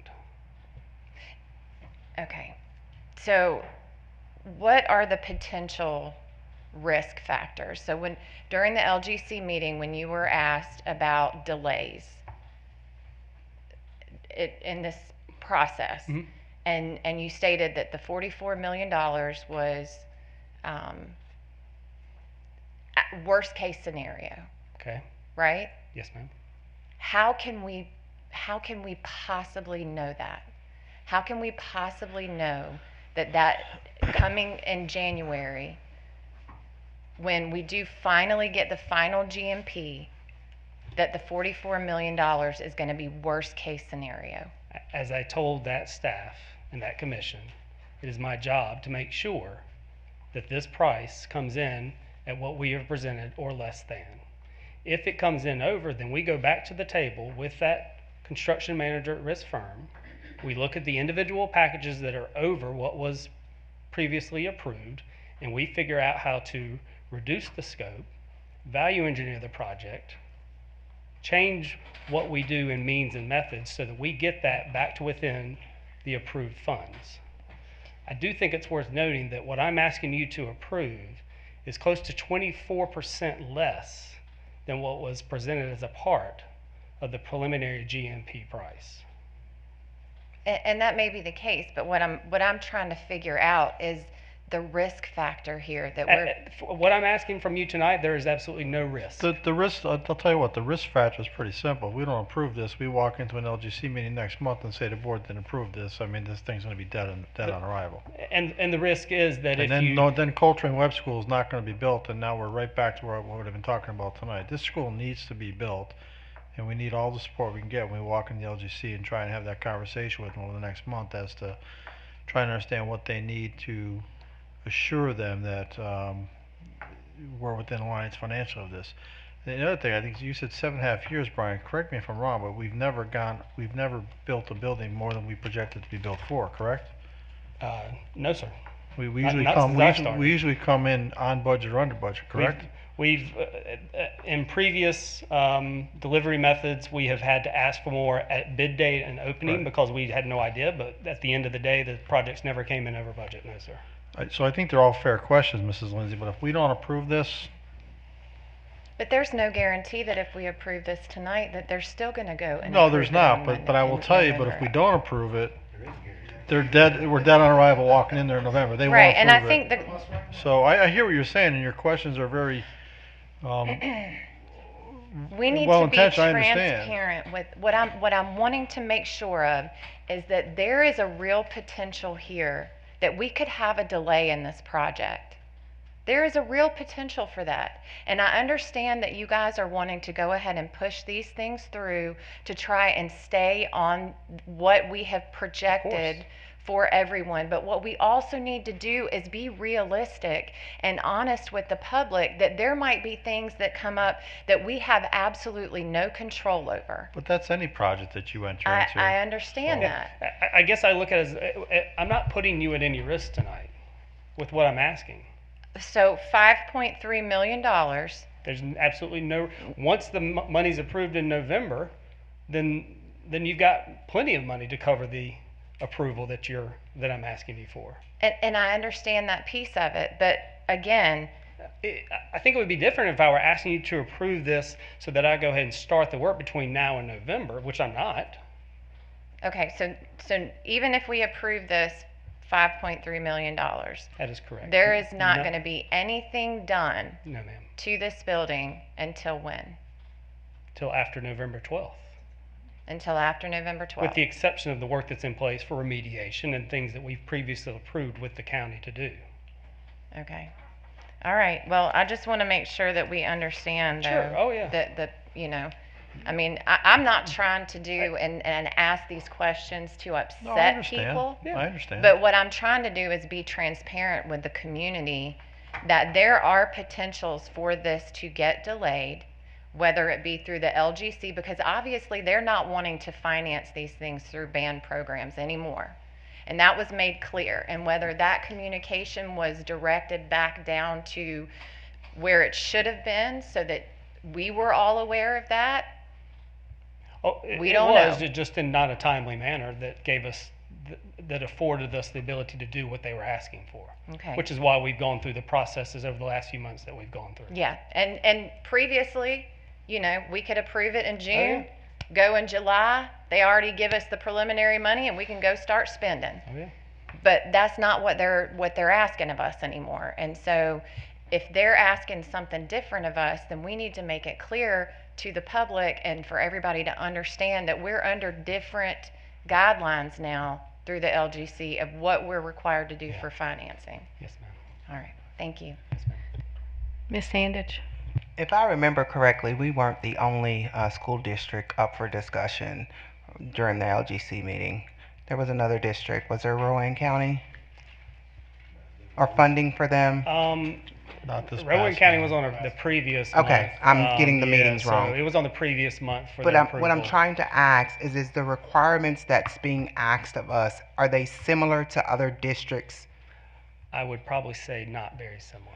Okay, so do we understand, and I'm just trying to be realistic and transparent at the same time, do we understand where all of this push is coming from that seems to be very directed to our district. What have we done? Who have we stepped on? Who have we spit at? What have we done to require us to change the rules for Cabarrus County and not other school districts? Do we have any idea? So I think that's it's a fair question, but I don't think it would be appropriate to answer it now because we would be projecting and being hypothetical. I think the best thing for us to do right now is to prepare, and I know Brian and Tim and Dr. Bowers and the county management and the county commissioners are working towards being prepared to be successful on November 12th. I think that's the best way to answer that.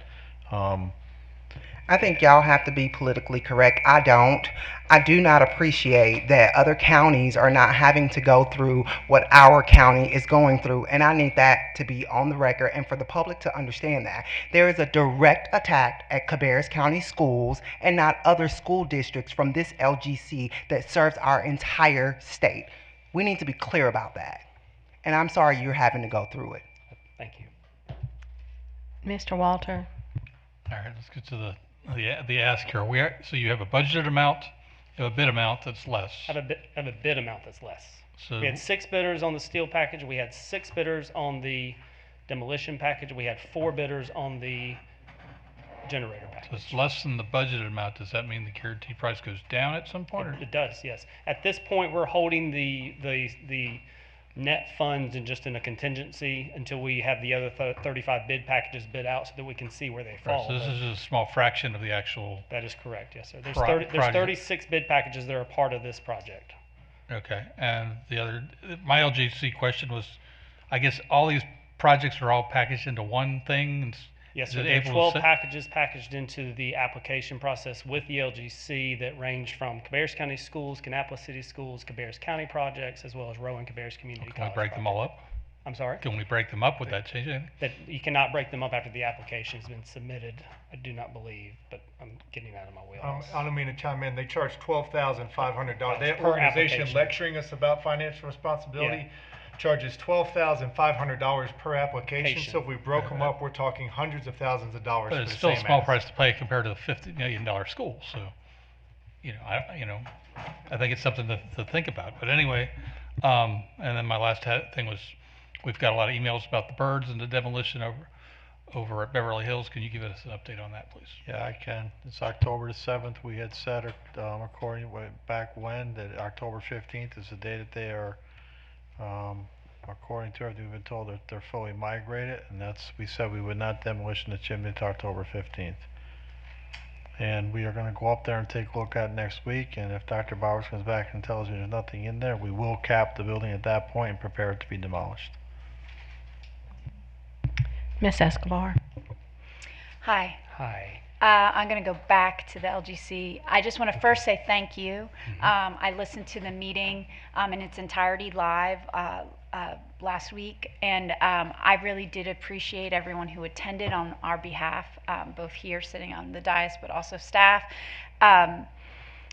It's clear to me that the state is saying that it's not that we're not, what I understood, and see if this is what you understood, is that it's not that there's anything wrong with our projects, is that we didn't meet their expectations for paperwork, and so they were asking you a lot of questions, and so it didn't sound like there was a recommendation based on actual facts.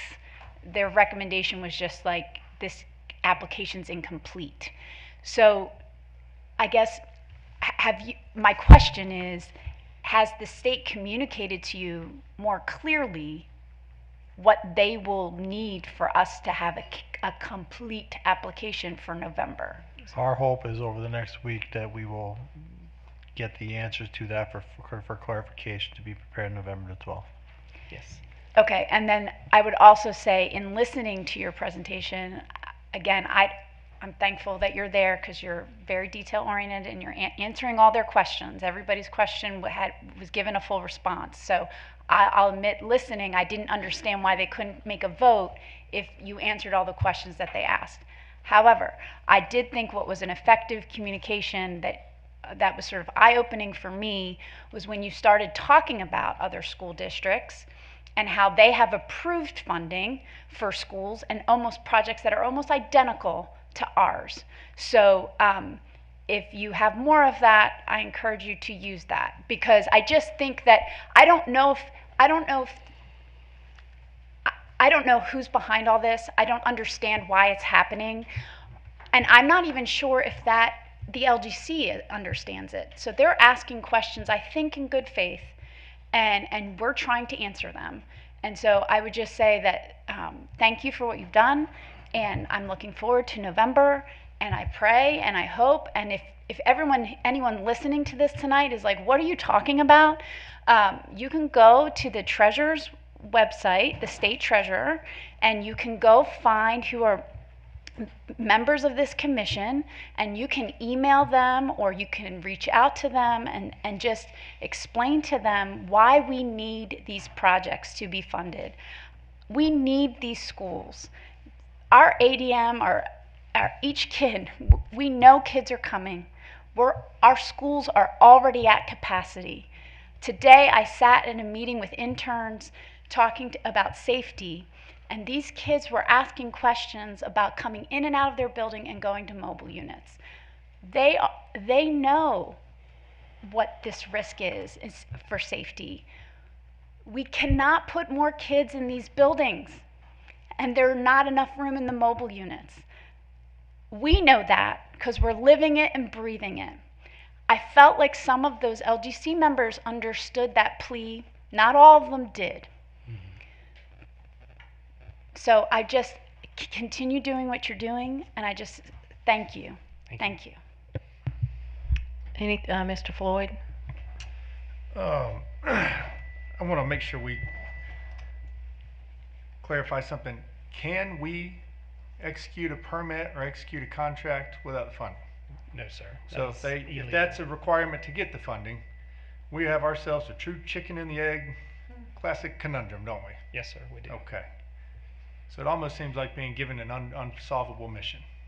Interesting. Okay. Have we given them everything that they asked for the last time? Did we give them everything we were asked for? We have, yes, sir. I got the impression that the members of the LGC did not get everything. The staff may have, but maybe the members didn't. Are we confirming that this information is getting where it's supposed to be? It seems like somebody is trying to slow that down or keep it from getting where it's going. Are we confirming it's going to the right people and they have it? They seem like they've never seen it before. I think I even heard the staff say, whoopsie, we forgot to give that to you. Pretty big whoops for Cabarrus County. Yeah. But I just want to make sure I understand that right. We're sending them what they're asking for. Yes, sir, we are. Okay. I too have watched countless hours of LGC meetings. I've never seen anybody scrutinized like this. Never. Anybody else in here? Show of hands. I didn't think so. Never. They're not tearing anything else apart like they are this, which is very, very, very odd. Feels like something else is going on. That's my opinion. And you did say our prices are all coming in below what the bids are on here? Yes, sir, that is correct. And we have always done that for how many years? 7.5 years? Okay. Yeah.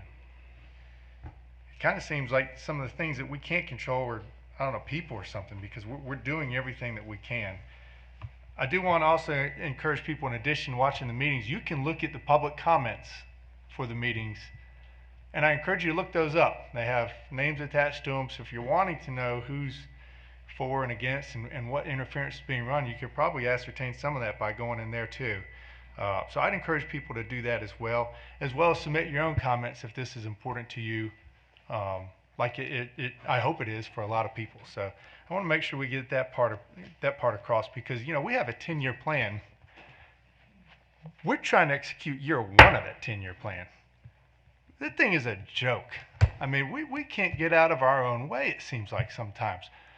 If I'm at Central Cabarrus High School and I'm at Northwest Cabarrus High School, I'm watching this and I'm thinking, what in the world is going on? What is going to happen to us, if anything ever, is what I'm thinking. But that is just me. So I just wanted to say that. Miss Lindsay? I'm sorry, I have 2 more questions. Yes, ma'am. So I did notice that the Mary Frances Wall went from 11 million to 15 million.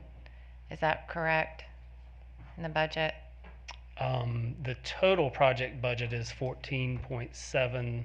So I thought when we had The initial funding was approved at 11, but 11 when million. we went through the pre-GMP process and identified all those costs, that's does the board need to approve the additional funding for the Mary Frances Wall over and above 11 million?